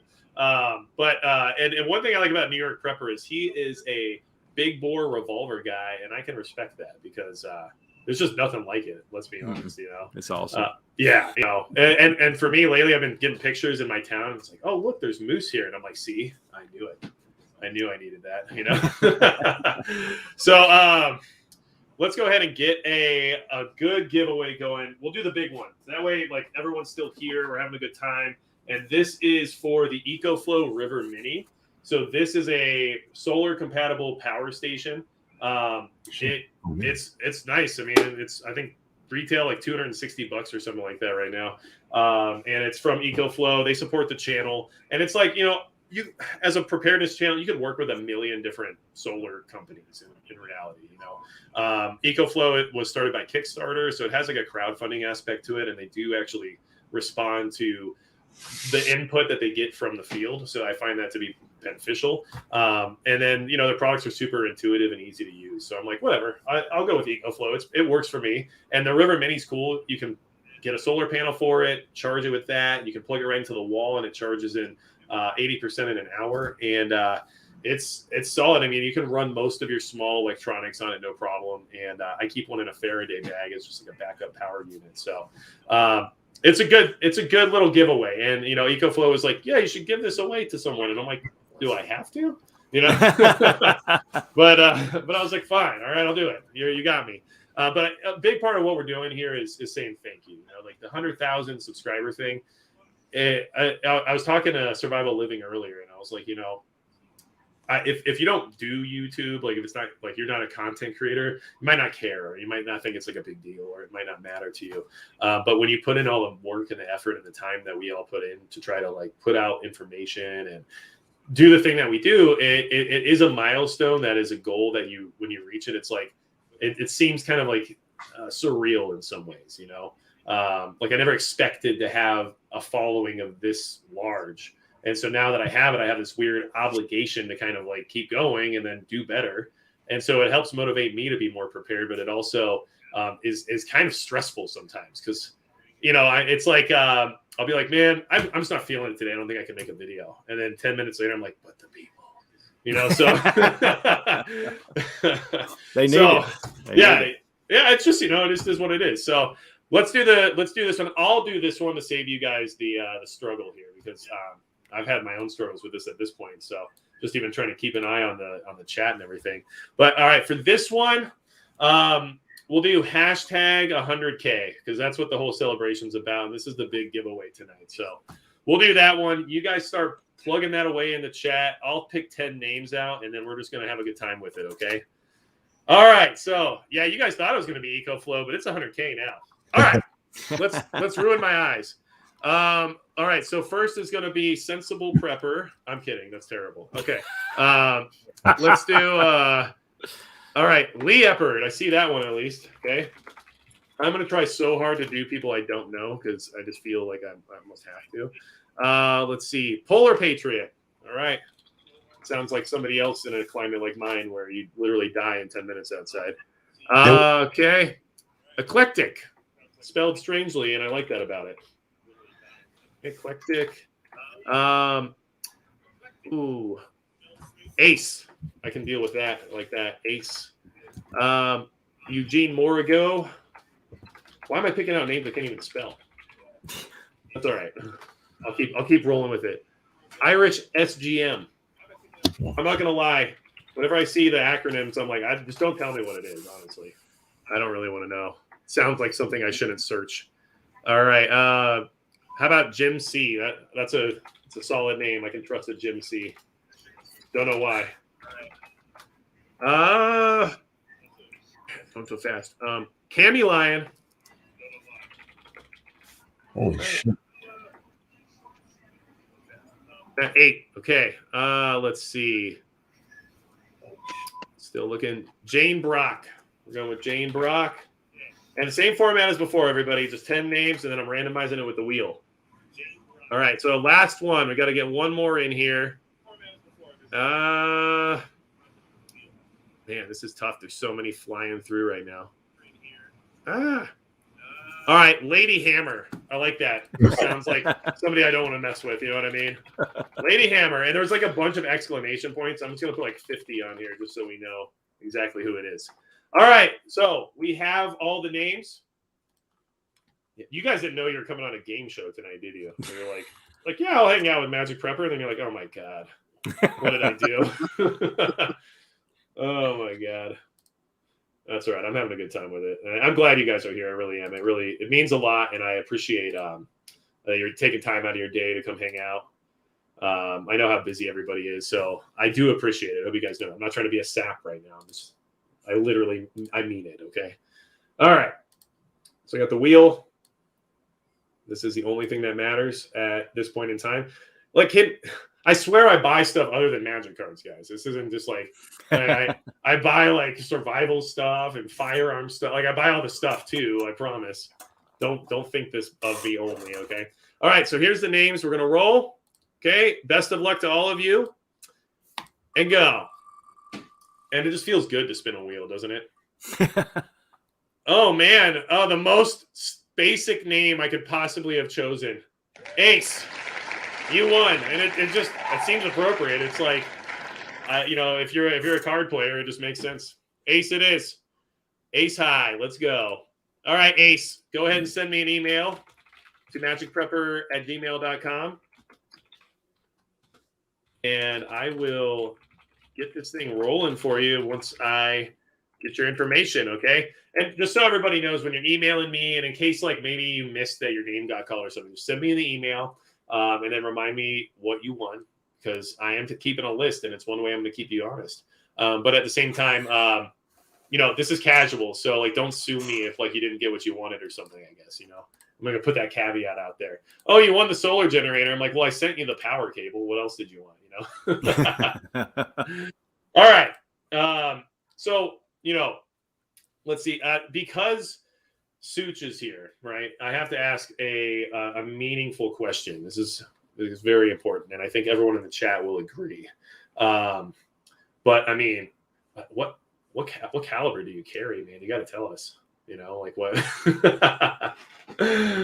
Well, I do carry multiple calibers, but typically 9mm. Yeah, and I'm a 45 guy. I mean, I carried 45, but I know I carry 9mm. probably 75% of the time. I have to bring out my 1911s every once in a while, or 10 millimeter. I can bring that out as well. But If you're I feeling kinda, frisky. yeah, feeling real frisky. But yeah, of course, if I'm going hiking and stuff like that, I usually carry my 10. But that's cool. 9 millimeter, and most of my preps are around military calibers, or what current police are using. I've always been that way because it's plentiful, and if it hits, that's going to be the most plentiful out there. Right. So I kind of base it on that.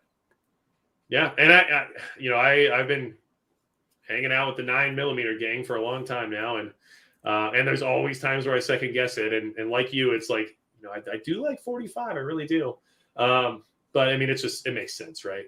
And I actually did connect with the local police here, and we're gonna get together someday here soon. I'm gonna talk to the chief, do an interview. He's gonna tell me all about what they carry and all their stuff, and that way I can be on that same page, because I guess it's true, if the local PD is out here carrying 40 cal, I mean, maybe I'll have to eat the crow and just have one of those, even though sorry, I'm just weird about 40 cal, but I'll tell you one thing about when they had the first assault weapons ban, and ammunition dried up. I mean, this is the 8th time this has happened. And when I would go into a gun shop, or when I did go to Walmart, I stopped going to Walmart, but when I would go to Walmart, that was the one caliber they'd have, is 40 caliber. Yeah. And I've never been a big fan of 40 caliber, but I made sure, and I've always made sure, that I have at least one 40 caliber pistol because of that, in fact. So I don't typically, and actually my wife carries a Glock 23 for her car. She loves 40 caliber, but she's kind of like that. But she carries a shield normally. I mean, that's her concealed carry, but she'll keep one in there and she likes it. But that's the big thing. But it's easy to, there's so many calibers and you can get so many guns and everything. But so one of the things that preppers need to be careful of is you get yourself stretched out. You're buying all this bling, and you're not buying your food and your medical. You're not buying the food, taking care of your water. I mean, it's just normal things. So 100%. And it hurts, actually, sometimes, especially because someone like myself, and I'm sure you can relate to this, and I'm sure, Angry and Survival Living, you guys have the same issues as well when it comes to like the gear and stuff. Like, for me, I'm a shooting enthusiast as well as like a prepper, right? So of course I enjoy like shooting and like things related to it, not just, for preparedness purposes. But it is easy to get that spread too thin. And then, you go buy, like I bought an IBC tote recently. And it's like I literally could have bought a handgun for how much I spent setting this IBC tote up and having 275 gallons of water stored, But at the end of the day, that water is 99% more likely to be used in an emergency than any handgun would. exactly. So it's, and it is, but it's tough because, you're like, but, It's not as sexy. Yeah, exactly. Not as fun. It's like I want to fill out the form 4473. I mean, don't tell me how many handguns you have. Don't put that up here. But I mean, let's say you've already got 5, 20, 30 of something. How many totes you have to store water? So make a sacrifice to get that water, because all it takes. You've been down here in Florida, hurricane season come rolling in. Yeah, there's plenty of water around. Most of you ain't drinking. So, I mean, you do have to weigh it out. I mean, everyone likes to have the bling, of course. Absolutely. I mean, I do the same thing with gear, with all my outdoor survival stuff. I have to look at it and go, that's nice, but I'm going to operate with this right now, and I'll save up for that one. I need to make sure I have this in stock in case something else happens. I can make it with a tarp, although I like that $200 tarp over there, and trust me, there are $200 tarps out there. I'm going with my 6x8 for right now. Although for Christmas, my wife did let me buy myself a 10x10. Really nice, lightweight, love it. That's awesome. Moving up in the world. Merry Christmas. Okay? I'm happily married. I'm gonna stay that way. So yeah. Well, and that's true. And, I just because you brought up the Florida thing and hurricanes, a little, story that I like to bring up once in a while is that when you grow up in Florida, things just, things you do that you might not think about then that you realize as an adult was like a really weird and bad idea. My neighborhood circled around like one of those disgusting retention ponds, right? And so one of the ones with the algae floating all over the top and like with ducks everywhere, they're crapping in it. And so, my child mind was like, well, I mean, I like to go swimming, and I can't tell you how many times I swam in that retention pond until one day the neighbor literally came to my parents' house and was like, dude, your kid is swimming in that pond. And like, it's got to stop.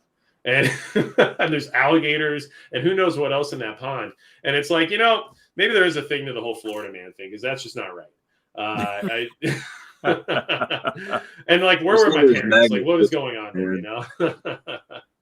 Seeing those magnet pictures here on YouTube, I want to invite them down here just to do a couple of those retention ponds, see what's down in there.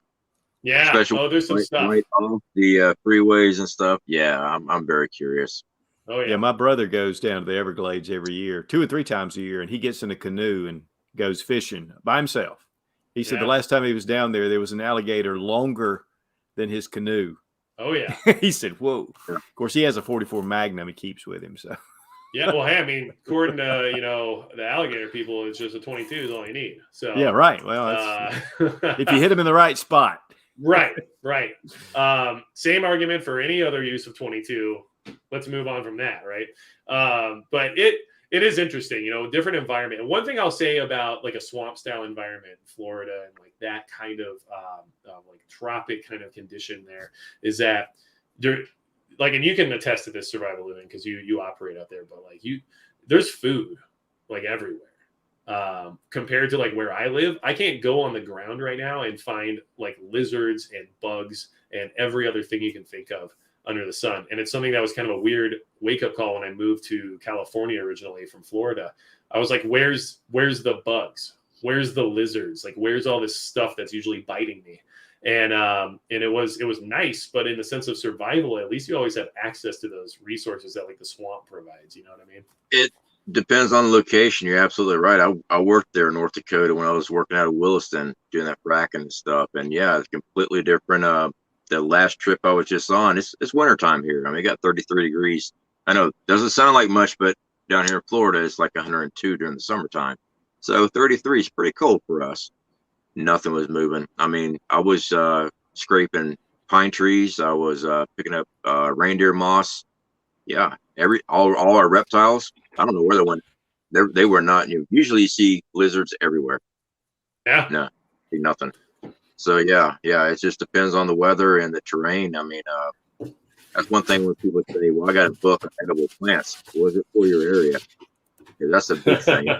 Yeah, I've used to buy books, when I was a kid, order through magazines and stuff, and all the great things in Northern California you can eat. Well, I lived in North Carolina. There may be a couple things that are the same, but not much. So right. yeah, I mean, and get out there and actually look at the stuff. Don't just read a book. Get out there and actually find it, look at it, test it. Don't just run out there and do your preparedness just because you have a book. If you haven't used it, you run into dangers now. So use it. Of course, or go ahead. Of course, Angry Prepper, I guess, it's sewer rats and whatever you can scrape around, I mean, I bet in the city, it's a whole honestly, different setup. Especially like in the time I spent in like San Francisco and stuff like that. Like, I mean, you can definitely find more food in the city than you can in the woods. It just depends on what you're willing to eat. Well, we have raccoons and a lot of squirrels in those cities. I've seen a bunch of them. The squirrels and pigeons, they make a great meal. Yeah, and seagulls, don't forget those. Seagulls too. They're a pain in the ass, those things, man. Yeah. And, No, like we have them here in North Dakota, and I'm like, what? Why are you here? But they're just everywhere. I saw that when I was up there. I was sitting there working on a tractor trailer tanker setup, and I'm hearing seagulls. I'm like, what? I'm asking my boss. Yeah, I mean, we had these flood waters that build up like seasonal ponds all the time. I'm like, I didn't think you had a beach up here. Yeah, no, the only place I found them was at the junkyard, but I mean, whatever, So the chat, they want more stuff. All right. Yeah, who would have thought, right? So this one, this one's at Angry Prepper, okay? And it's, look, I do give my stuff out and like I do test my stuff and I have stuff like just stashed everywhere.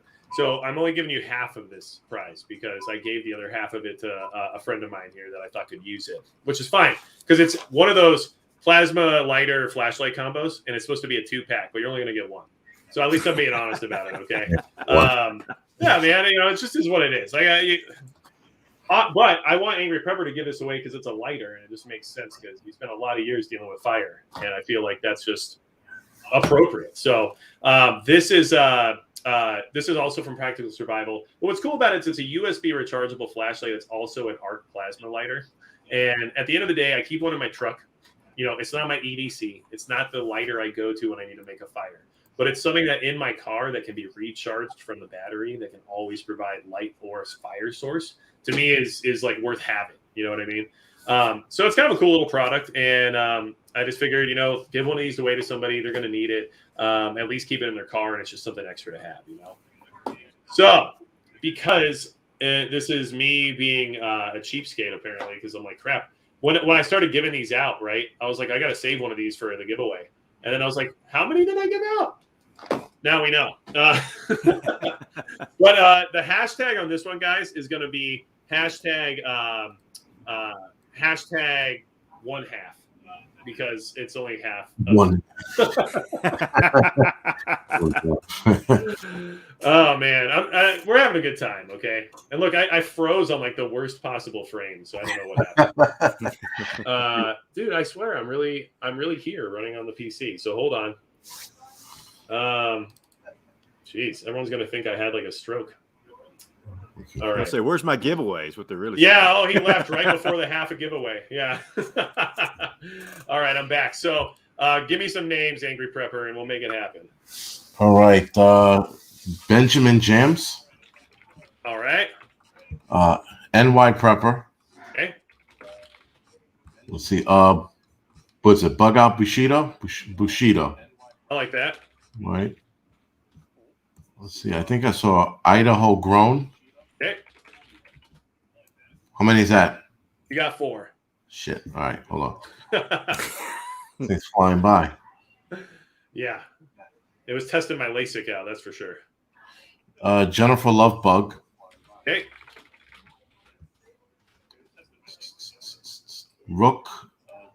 Rookstone. Brookstone, heard. I think this is called Ooper Prepper. Ooper? OOPER Prepper. Okay. Works for me. Tom Doolittle. All right. And South Florida DCL. Hey, South Florida DCL. Been around a long time. Oh, yeah. Knows. Yeah. Yeah. Okay. Let's see. 1, 2, 3, 4, 5, 6, 7, 8, 9. We need one more. One more. Secret Prepper. That's not a bad name. I kind of like that one. Yeah. Jumped out at me. Yeah. Plus, a great YouTube channel name because then it's completely ironic. All right. So let's get this thing rolling. And this is for the half of the flashlight. Now, it is a whole flashlight and a whole lighter. It's just not the 2-pack. It's a 1-pack. All right. Just pretend it came from wish.com and you'll be plenty happy. All right. So, man, I'm getting good at this wheel. I know that much. Let's spin it, see what happens. And oh shit. Rookstone. Rookstone it is. All right. So, congrats to Rookstone. Make sure you email me at magicprepper@gmail.com. And honestly, I don't even know if this is how your name is spelled. I just took what Angry Prepper said and wrote it on here. So there you go. But so, I mean, when it comes to, you guys coming in here, hanging out, supporting other creators and stuff like that. I mean, I know it's a long road and I know all of us have had different experiences with different content creators and also with the platform and everything else. And just because a lot of people don't get any of like that, I don't know, backstage information, you might call it, or something like that. I mean, what would you guys like put up as something was like a struggle for you, or something that, you know, you never planned for when it came to like YouTube, right? So like being someone who puts themselves out there. And the hardest thing about being in the preparedness community and then having a YouTube channel is that you literally threw OPSEC like out the window. In many ways, like we all sacrificed our OPSEC to like put out information and to make videos and stuff like that. And then when you're like me and you have like white in your hair that shouldn't be there and just is, and you're 6'3" and everyone notices you from like a mile away, I literally in tiny ass North Dakota still like get recognized when I go out in public, to the point where I'm like, shit, I really F this OPSEC thing up, you know? But I mean, so what have you guys ran into in the sense of like surprises, I guess, when being on this platform? That's a stumper. Yeah, I had a buddy of mine one time tell me, I think I had about 40,000 subscribers, and you know, he said, man, he goes, you know, you're just out there. He goes, people are watching you. Does that not bother you that all these people know who you are? And you know, I said, you know, yes, in a way. I said, but if I don't do it, who's going to do it? If we don't step out and do it, then who's going to do it? And, you know, yeah, I get recognized, you know, here and there. And, you know, it's always an honor to me. And it's funny because when people come up to me, they're like, I love your videos, and they run off. And I'm like, hey man, I'm just a guy, you know, I'm just a guy that I'm just putting out a message. I mean, this is a mission to me. It's not about making money on YouTube or anything like that. You know, I just, it's a mission. The whole thing is. So for me, when somebody recognizes me and they say, hey, I love your videos, I'm like, good. There's somebody that's out there either taking self-defense as their responsibility, or they're taking survival as their responsibility. And that's my mission. And that's the most important thing. Whatever YouTube does is what they do. But that to me is the most number one. Yeah. So, You know, it's funny. He's talking about, you know, making money. You know, it took me like 5 or 6 years to realize that I could make money on YouTube. I've been on for 10 years, right? It was 10 years in October, actually.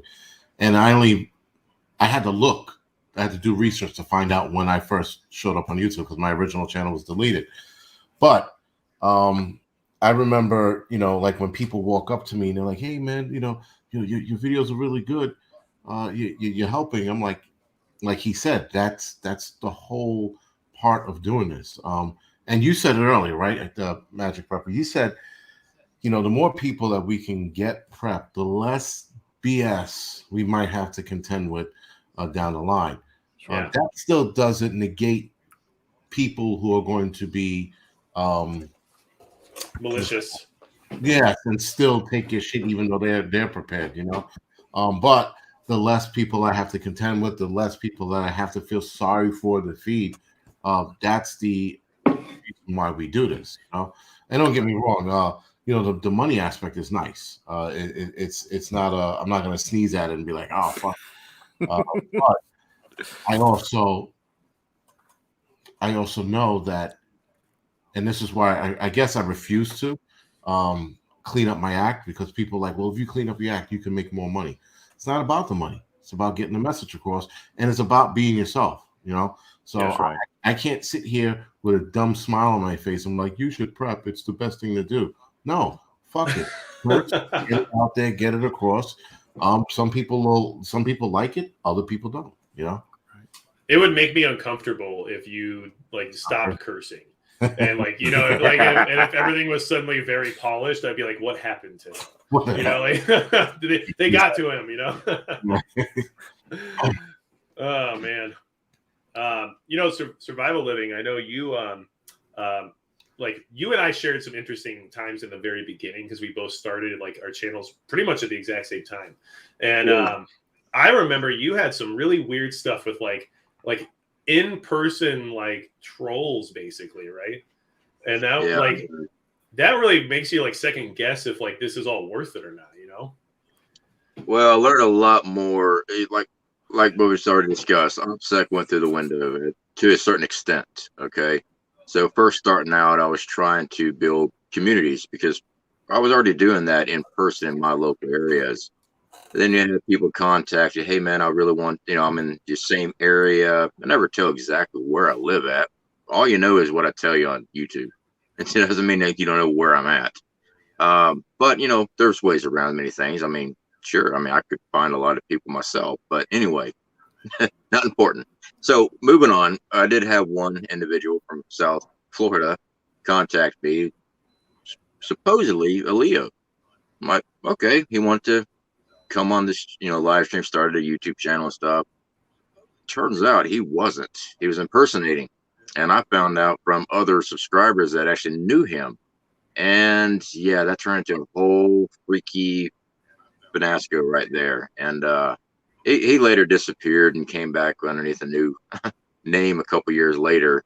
But yeah, I mean, stuff like that. But as far as OPSEC, yeah, I mean, we're putting ourselves out here, but really you just know what we show you. I mean, we look at everything. I look at the backdrop before I even start filming. If I'm worried about the big red barn in the back of the property, there's might be 12 other ones in the same area, and plus you don't know how big my group is here at the house or around an area. So that's one of the reasons why I'm doing the outdoor survival stuff. I mean, it's showing just exactly how far I push myself on a daily basis. And it's like I saw Angry Prepper is hitting around on a fitness channel. Magic, you started talking about getting back in shape, getting your body prepared for SHTF, one for health and for, an event. And I was coming off an injury when I started my channel. I butterballed up. I was like 252 pounds, 258. I got huge. My wife cooks very well. Last year, though, in the beginning of the year, I had a scare. And no, I started cranking down on it. We push ourselves. We're not just up here for show and tell. Look what I got. We push ourselves. We actually live what we're saying. So when we actually talk about OPSEC on things, we're only giving you so much information. We're not telling you, hey, this is where I live at. I'm only here at the house between the hours of such and such and such and such. But I did have one last year leave a message on my comment. Hey, I saw your vehicle. It says such and such, license plate number such and such, parked at blah, blah, blah. Were you in that store? It was where my wife was working at, because I was just getting the business going and I put the business name on the vehicle. And I didn't really like that one because my wife was there. But my wife's well trained. my wife she has a EDC that, yeah, she's good. But yeah, I feel sorry for ever messing with her. But yeah, that right there did shake me a little bit. That, because I'm not always around her all the time, and I'm like, I taught you very well. You come up from a family that knows how to handle themselves. But it did that, and there kind of made me think about a lot of things. Well, yeah, and it's always a concern, but I think at the end of the day, some people also get very wrapped up in the idea of OPSEC to the point where, having like the idea in mind that nobody knows anything that you do or something like that. I see that a lot, like, oh, well, now, the government knows the government knows every firearm you have. Right. And I'm like, you don't think they do? Like, I mean, if they can find this stuff out if they want to in many ways, but there is a level of system. Yeah. And there's an awareness aspect that needs to be there, of course. Well, go ahead. I will tell you a story. When January 6th happened, and I was here at the house. In fact, we got a call from the FBI. Now, they knew my cell number. They knew my wife's cell number. I mean, they called us, boom, boom, and said, hey, we have some questions. Could you give us a call? And it was kind of funny because my wife was like, what the heck? And I said, well, we don't have to worry about it. I said, if it was ATF, I might be a little more concerned or IRS. But, I said, I'm not concerned about the FBI.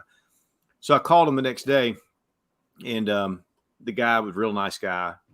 He said, look, he goes, we've got you on this list of being in Washington, D.C., January 6th. What, if I'd like to take you off this list. I said, well, I wasn't there. And he said, well, could you send me something to verify it? And I said, well, I was at the range. And he said, because I said, oh, I was at the range. And he said, oh, well, if you can just give me somebody to verify that. And I said, well, I was at the range at my house. And so I had just taken an Instagram video, a slow motion video of me shooting a CMMG 22 conversion. So I was just showing it, And so I said, that's all I got. And so I sent it to him, and he was like, hey, that's it. You're good. Took me off the list because they could date it and all that. And then I thought, man, I just sent into the FBI me shooting an AR-15, with a conversion kit in.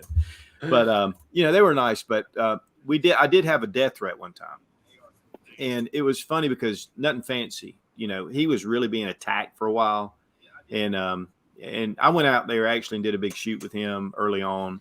And so I was always trying to defend him. He was calling me. We were talking about different things because they've always tried to keep their information really on the down low, Yeah.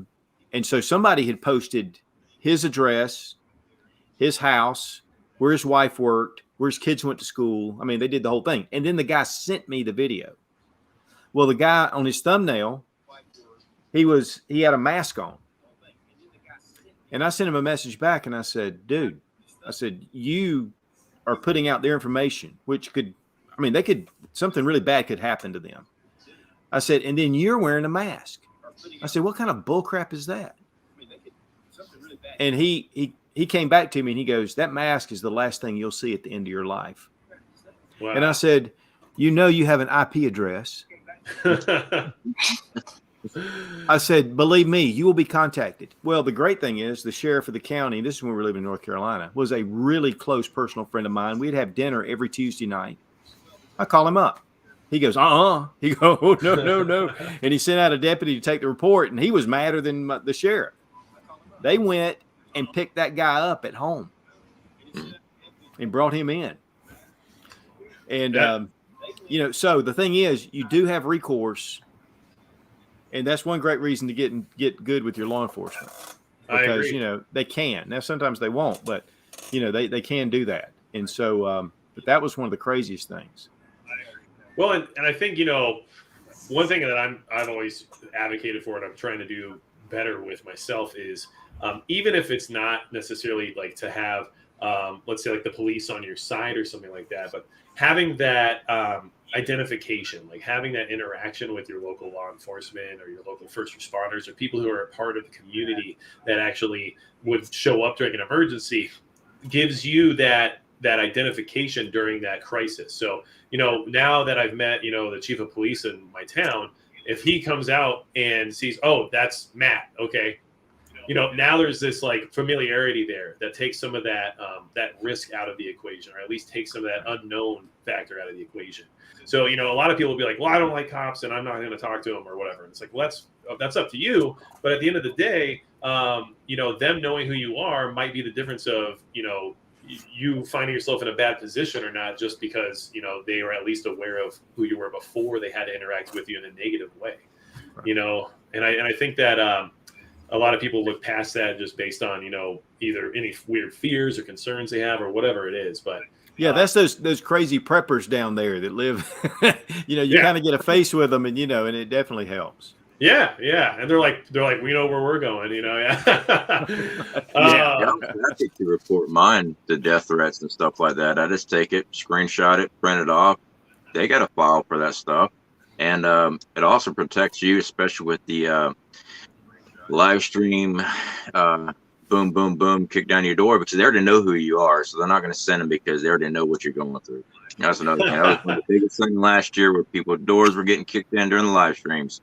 If you already have something with them and they already know what's going on, you're not going to have any issues. They already, as soon as they get it, they're like, yeah, we know him. Who are you? So, yeah. This is kind of funny, actually, but I talked to one of my local police departments, and I was just chatting with them, and I was like, what is there anyone I should contact or talk to who would be like directly involved in my area in case there's ever one of those issues where somebody calls in something fake to try to screw me over because I'm on a live stream or something like that, right? And they're like, we don't have a SWAT team, and then they're like, we'll let George know in case something happens, Okay, you let George know I said what's up, so but I do know, I mean, it's getting late, and look, you guys hang out as long as you like. I'm gonna kick it for a little bit, and I don't want you guys to feel obligated to stick around because I'm just hanging out, but you're more than welcome to hang out too, and I'm glad you guys are here. But I also know people want more free stuff, so And I came prepared because I'm like, I don't want the free stuff to go away either.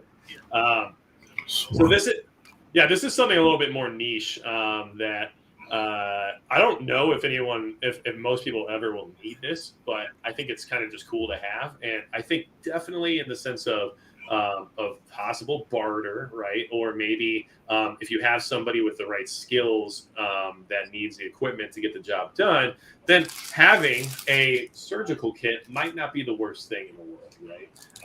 And actually, it's a dissection kit. Sorry, I want to use the right language here. This is just for dissection and practice purposes. It is just for training any dissection you might have to do at some point in time, because we all do so much of that, I guess. So, and I'm definitely on this now. Yeah, like if anyone's watching this stream, they're like, "All right, Florida man, he's got a dissection kit. All right, we got to watch out for this guy." So, but if you guys are interested in having the ability to dissect something like this, let's get this giveaway going. I'll do this one again just because I don't want to keep putting you guys on the spot here. But we'll do this one quick. So the hashtag on this one is just going to be hashtag surgery. I'm going to make you guys type out an actual word this time. All right. So we're going to do it for real this time. All right. Everyone go hashtag surgery. I will definitely put you in the list. I'll get 10 of you going. And I'm going to get the first person this time. I think I saw him. It was Benjamin Jams. Oh, no, again? All right, it's fine. It's happening. It doesn't matter. It's all random. Benjamin Jams, you're in it again. Look at you. All right, I've got, is that Desert Yoda? I like that. I'm gonna go with that one. Although I think Desert Yoda might have been better. Let's see. DJ Quake. I would probably go to your concert. It's all good. Let's see here. Oh, man. The chat is freaking out on me right now. Thunderchild survives. Yeah. You and I can definitely hang out in the Mad Max Apocalypse world. That works for me. And let's see here. Adam Hope. Do that. And man, YouTube's freaking out on this, thinking it's all spam apparently now. Yeah, really. It's because it's the word surgery. I picked a bad one, guys. I screwed up. I didn't know that was a flagged word until right now. Dang, my bad, guys. It makes sense because videos about surgery are considered what? Under YouTube guidelines, it's considered like graphic material. So I guess that's probably why. All right. I'm going to go with this one. Crafty Veteran Guns and Survival. One thing I like about that name is like I don't have to guess anything about it at all. I know exactly what your deal is, man. I like that. He's a great guy. I know him. He's actually a very good guy. He just went up to a Pathfinder course. He took their basic course after I took my course up there. Oh, really? Okay, that's cool. I'm almost there, guys. It's just this whole YouTube stopping everybody's comments kind of threw me off. So if your comment didn't show up, I can still see it, luckily. So I probably got some of you in here. Pet Rock Press. Now that is a solid YouTube channel idea. If you want to make a channel that's just about pet rocks, I guarantee you that there's a demographic there, and I guarantee you that you will get more views than you ever thought you would. Okay, and Jose Alejandro, we can do that. And I guarantee you, mostly so I can go Alejandro. Okay. All right, I got 10. All right. I have too much fun with the wheel, guys. I really do. I'm gonna have to do this more often. Somebody call Crossbreed. Guys, we need more.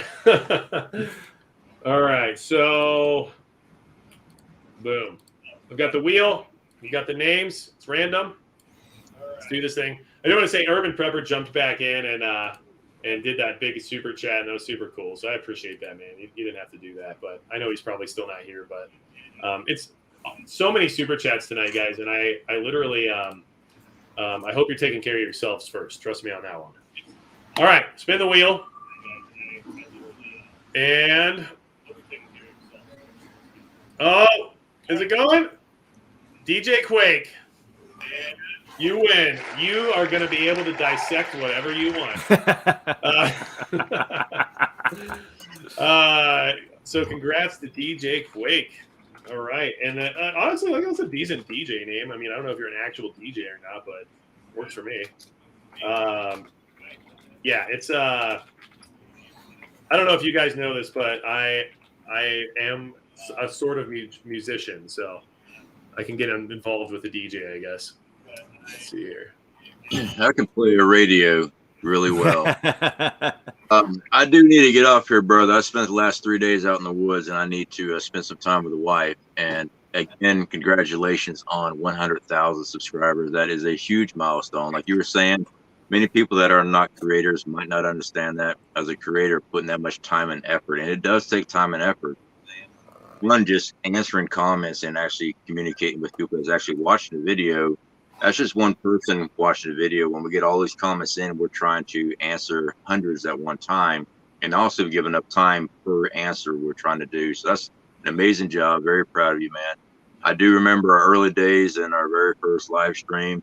It was a cluster, but I loved it, man. It was amazing. I thought it was great. And now I still on my channel too, and I go back and look at it. Oh my God.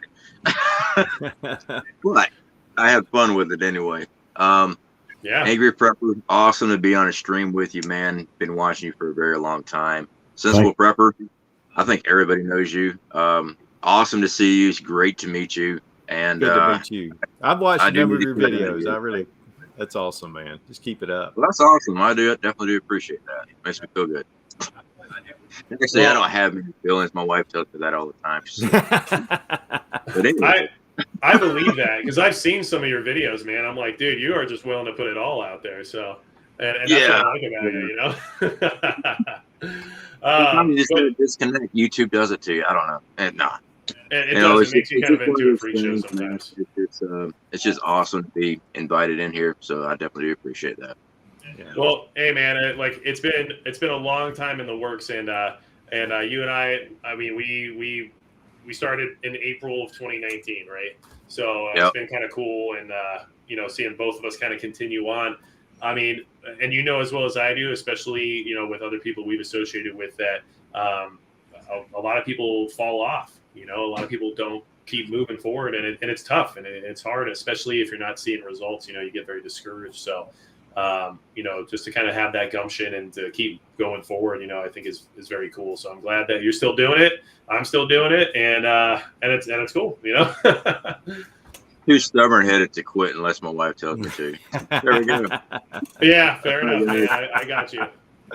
There you go. I'll see you later. Thanks for hanging out.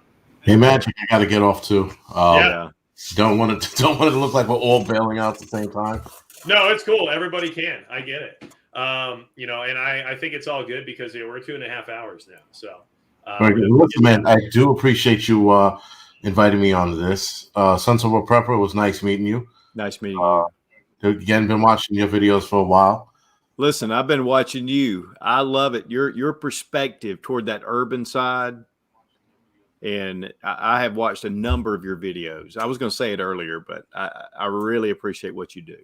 Thank you. I appreciate it. And I appreciate that. Yeah. But other than that, guys, I will see you guys in the next video. Sensible Prepper, I do want to reach out to you because I want to get back into doing the collaboration videos again. Okay. Do it. So anyway, with that, guys, good night. I appreciate it. And thanks for being here, man. All right. Take care. Take it easy. All right, Magic. Thanks, Matt. I really do appreciate it. Yeah, no, it was cool I really having do. you on. And then I know we've been trying to connect already, so it was good to have these guys on here too. That was a good set. Yeah, and if you if at any point in time you want me to jump in on one of your lives you do, man, feel free to reach out. I would more than have a good time with it. So we'll have to do that. I know we just had our Patreon live right beforehand, so. And if it makes you feel better, I'm literally carrying a 1911 right now. Awesome. So I'm like, you know what? I think this is a good time for you to leave, knowing that at least you get to peace with that. It makes me feel warm and fuzzy inside. You did this to me, man. You really did. So. Good. All right, man. Thanks so much for being here. I appreciate it. Okay, Matt. You take care, brother. You too. Thanks for everybody that was here tonight. It was a great showing. Great guy. And congratulations on that 100,000 mark. That's a big one. Yeah, I'll see if I can keep moving on to the next one, Oh, you will. Just keep it up. Thank you, sir. All right, guys. Y'all take care. Easy. All right. So, everybody, it's just me now, which is probably the worst part of the night for you. But now that it's just me, we can at least do maybe like one more giveaway before my wife gets mad, because it's been 2.5 hours now, and she deserves to be at this point. So, but I also have to thank her for allowing all of this to be possible, for letting me work on the channel, for being able to put all the time in and to do all these things like this live stream. And, while she's making sure that our kids are taken care of and, doing her part to keep our family moving forward. So I got to say thank you to her as well, of course. But I think what we can do, because this is getting close to the end here, is first off, I can take off my earbuds now. Because I don't know about you all, but there's something about having earbuds in there I just don't like. I'm not a big fan of it. I prefer over the ear. It's just how I am. Maybe it's because I like that kind of like, Barney McFly 1980s Walkman kind of deal, but that's just me. Also, this Snorlax cup, by the way, it was a prop from one of my videos, but it's also gigantic. This fits an entire coffee pot in it. So I'm good with it because it's keeping me rolling. And 2.5 hours, like when's the last time we did a 2.5 hour live stream? We haven't, because I didn't have a giant full pot of coffee in my coffee mug to keep me rolling. So I have to drink this first.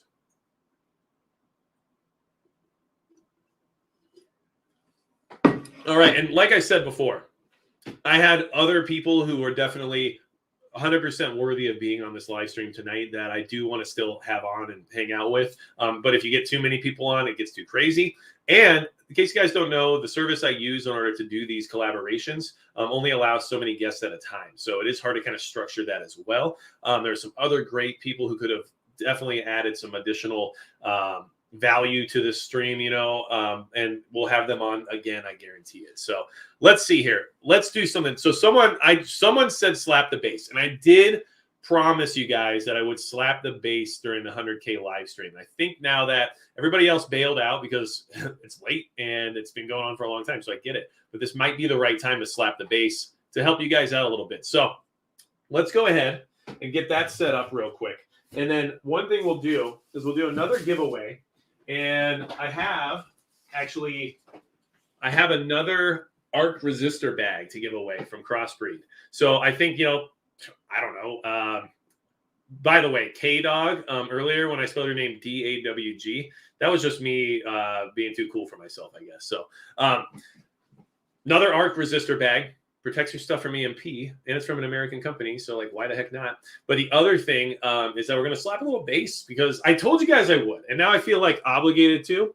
So let's see here. Can I get this camera to kind of like jump over here a little bit? There's some bass guitars back there. Let's see what they do. All right. Now, this is probably going to embarrass somebody, probably myself, but I told you guys I would do this, and I'm going to do this. And I want you guys to know that I am a prepper, and I do like shooting, and I do enjoy some of the finer things in life when it comes to that. But I'm also a bass guitarist, and we're going to do this. So, and I know a lot of people are probably going to leave now because, like, this is boring, right? But let's just do this. Can I actually get this to the point? Probably not, right? This is how this would work, of course. Hold on. I got you guys. This isn't over. Give me 1 second.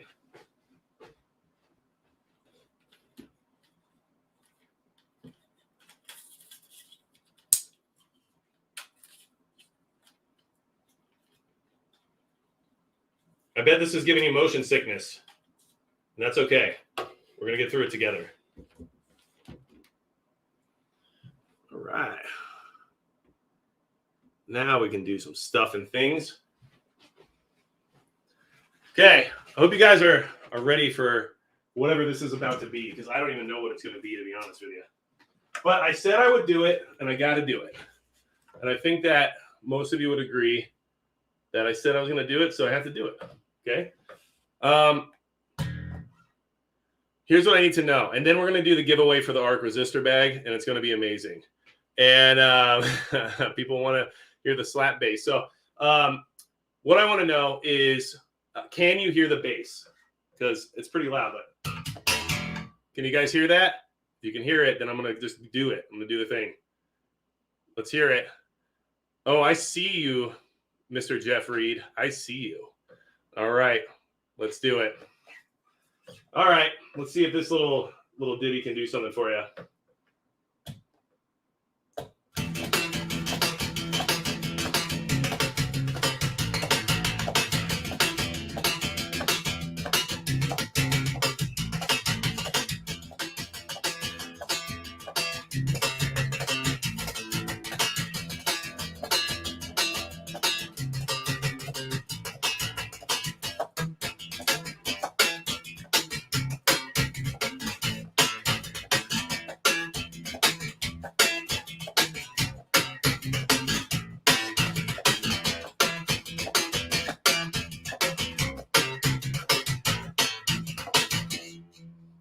Is that enough? Did I do it? Or do you guys want a little more speed? Is that what you guys want? I know I'm not no flea, guys. I mean, I don't know. I can't really do flea stuff.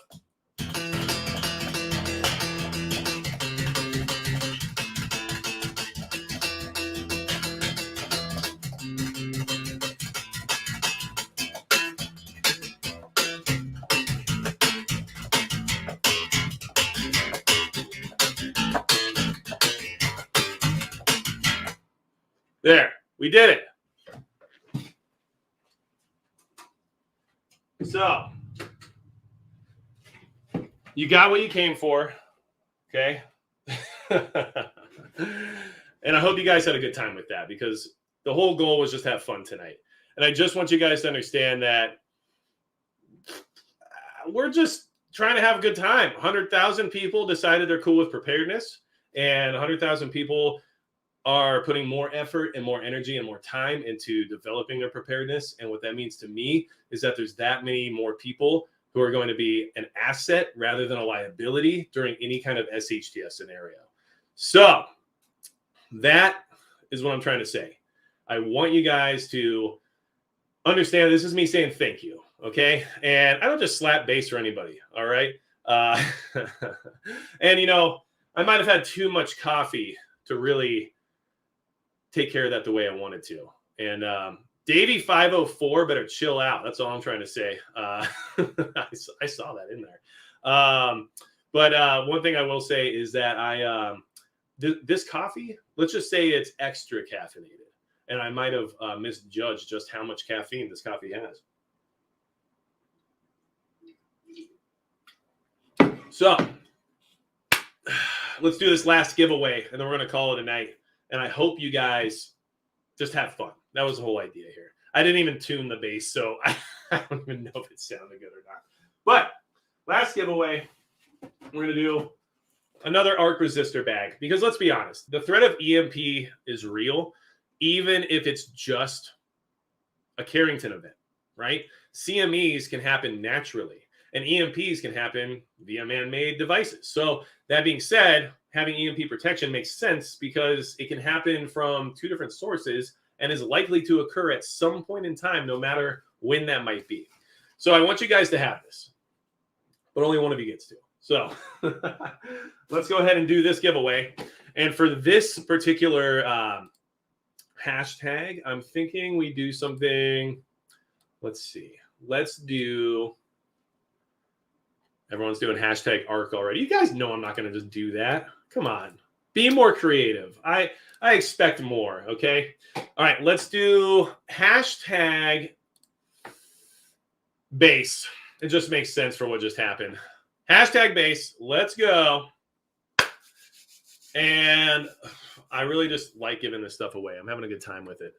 ML and Phil, I saw you. Okay. At least this time I'm not doing, or is it M Landfill? Shoot, who knows? Porky Prepper, what's up? Got you in there. All right. I love that I'm getting this much hashtag bass going on in here. It feels like we're at like a Deadmau 5 concert. Yes, I know that's not how you say it. Tasha, you're in there. Jeez, these names are flying. Let's see. John Brown, gotcha. Okay. Lefty GR. Okay.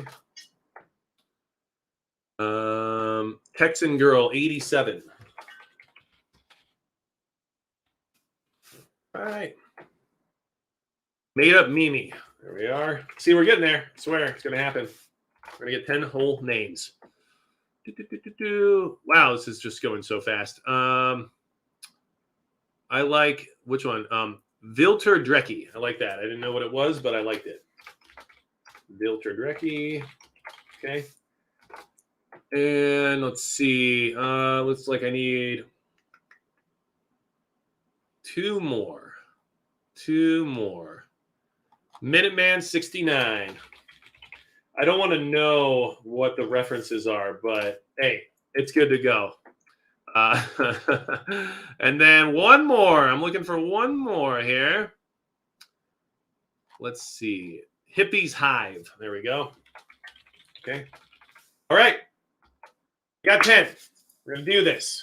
Now, hope you guys appreciated the level of intent behind all this stuff. I really wanted to say thank you. And it isn't about like, you know, who's winning or anything like that, even though it's easy for me to say because I'm the one that's not losing, I guess.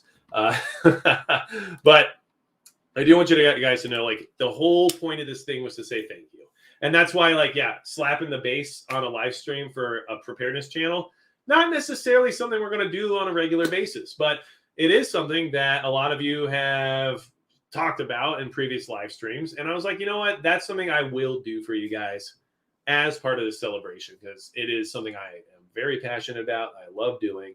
And at the same time, lets you know that I'm not just like a singular, you know, level of person. There's more to it than just the preparedness. There's other stuff going on here, I promise. But I will say that my, you know, I guess you would say journey as a musician, living in a van on the road with some buddies and like seeing different parts of the country and working together as a team and all the stuff that we encountered during those times definitely teaches you a lot of interesting stuff. So, and definitely a big part of my preparedness motivation came from some of that experience. I know that for a fact. So let's go ahead and get this wheel rolling. All right, last one of the night. Let's see who gets it. And I really hope they deserve it. It's Hippies Hive. All right, you win. Please email me at magicprepper@gmail.com. Okay. And that is how I'll make sure you guys get all your stuff. And I have been getting the emails that some of you have already sent me. So I appreciate that. And I want you guys to know that I'll do my best to get things out to you as soon as possible. All right. And I really hope you guys... Oh, Minuteman just explained his name to me, because let's be honest, bud, like that could go a couple different ways. So, but you guys are awesome. I really appreciate you guys tonight. Like, this has been so fun, and what a cool panel of other preparedness people to have on the channel. I mean, to be able to have Bear Independent, Urban Prepper, Survival Living, you know, Such, Rudy from Alaska Prepper, just everybody on has been so cool. Angry Prepper being as less angry as he possibly could be. It was great. I really had a good time. And there's 100 other awesome preppers out there that I could have had on tonight that I wish I could have had on tonight. But it's tough with time restrictions, limitations, and everything else. And one thing I want to say, like, thank you so much, mods. You know, Prepper Now, Northern Girl Hobbies, Gray Man Prepping, WV Prepared Mind. Some of you have been here like the whole time. Some of you popped in and out to help me out throughout the night.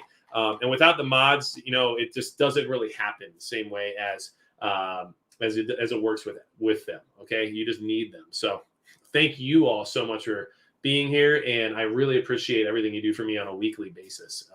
If you don't know, and JM, when it comes to the Angry Preppers language, like, I get it. And you guys know, for me, I generally don't curse in my videos, and I try to keep things relatively family friendly, right? But when I have guests on, one thing's for sure, I'm going to let them speak freely as best I can. Of course, if they start spouting something incendiary or, you know, obviously,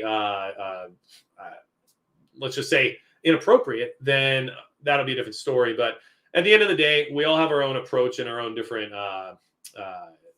style. So I'm not going to stifle that. It pretty much, if you can't have the angry prepper on and be like, yo, don't curse. That just doesn't work, So I hope you guys understand that too. But I really appreciate all the guys who came on tonight. And there's so many good people in this community that it's hard to it's hard to even pick. You know what I mean? So make sure Hippies Hive that you send me your email via my email, magicpepper@gmail.com. Make sure all of you who won get your information over to me. And man, what an awesome night. I really had a good time. And I hope that, the 200 people who pieced out when I started slapping the bass, to me, I was like, dang, I broke their computer. That's how legit that was. So I'm kidding, man.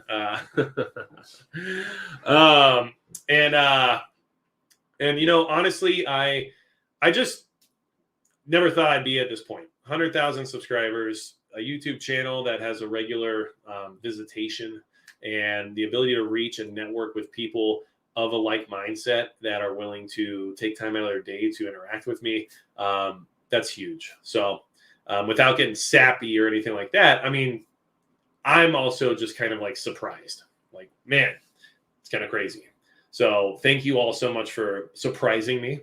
And at the same time, for coming back every week, coming back for different videos. And even just your words of encouragement go a really long way. And when I say, make sure you don't spend money on me before you take care of yourselves, that's what I mean. Because by just saying hi or saying, thanks for the info and stuff like that, that means a lot to me. And I do appreciate even you taking the time out of your day just to do that. So I appreciate it.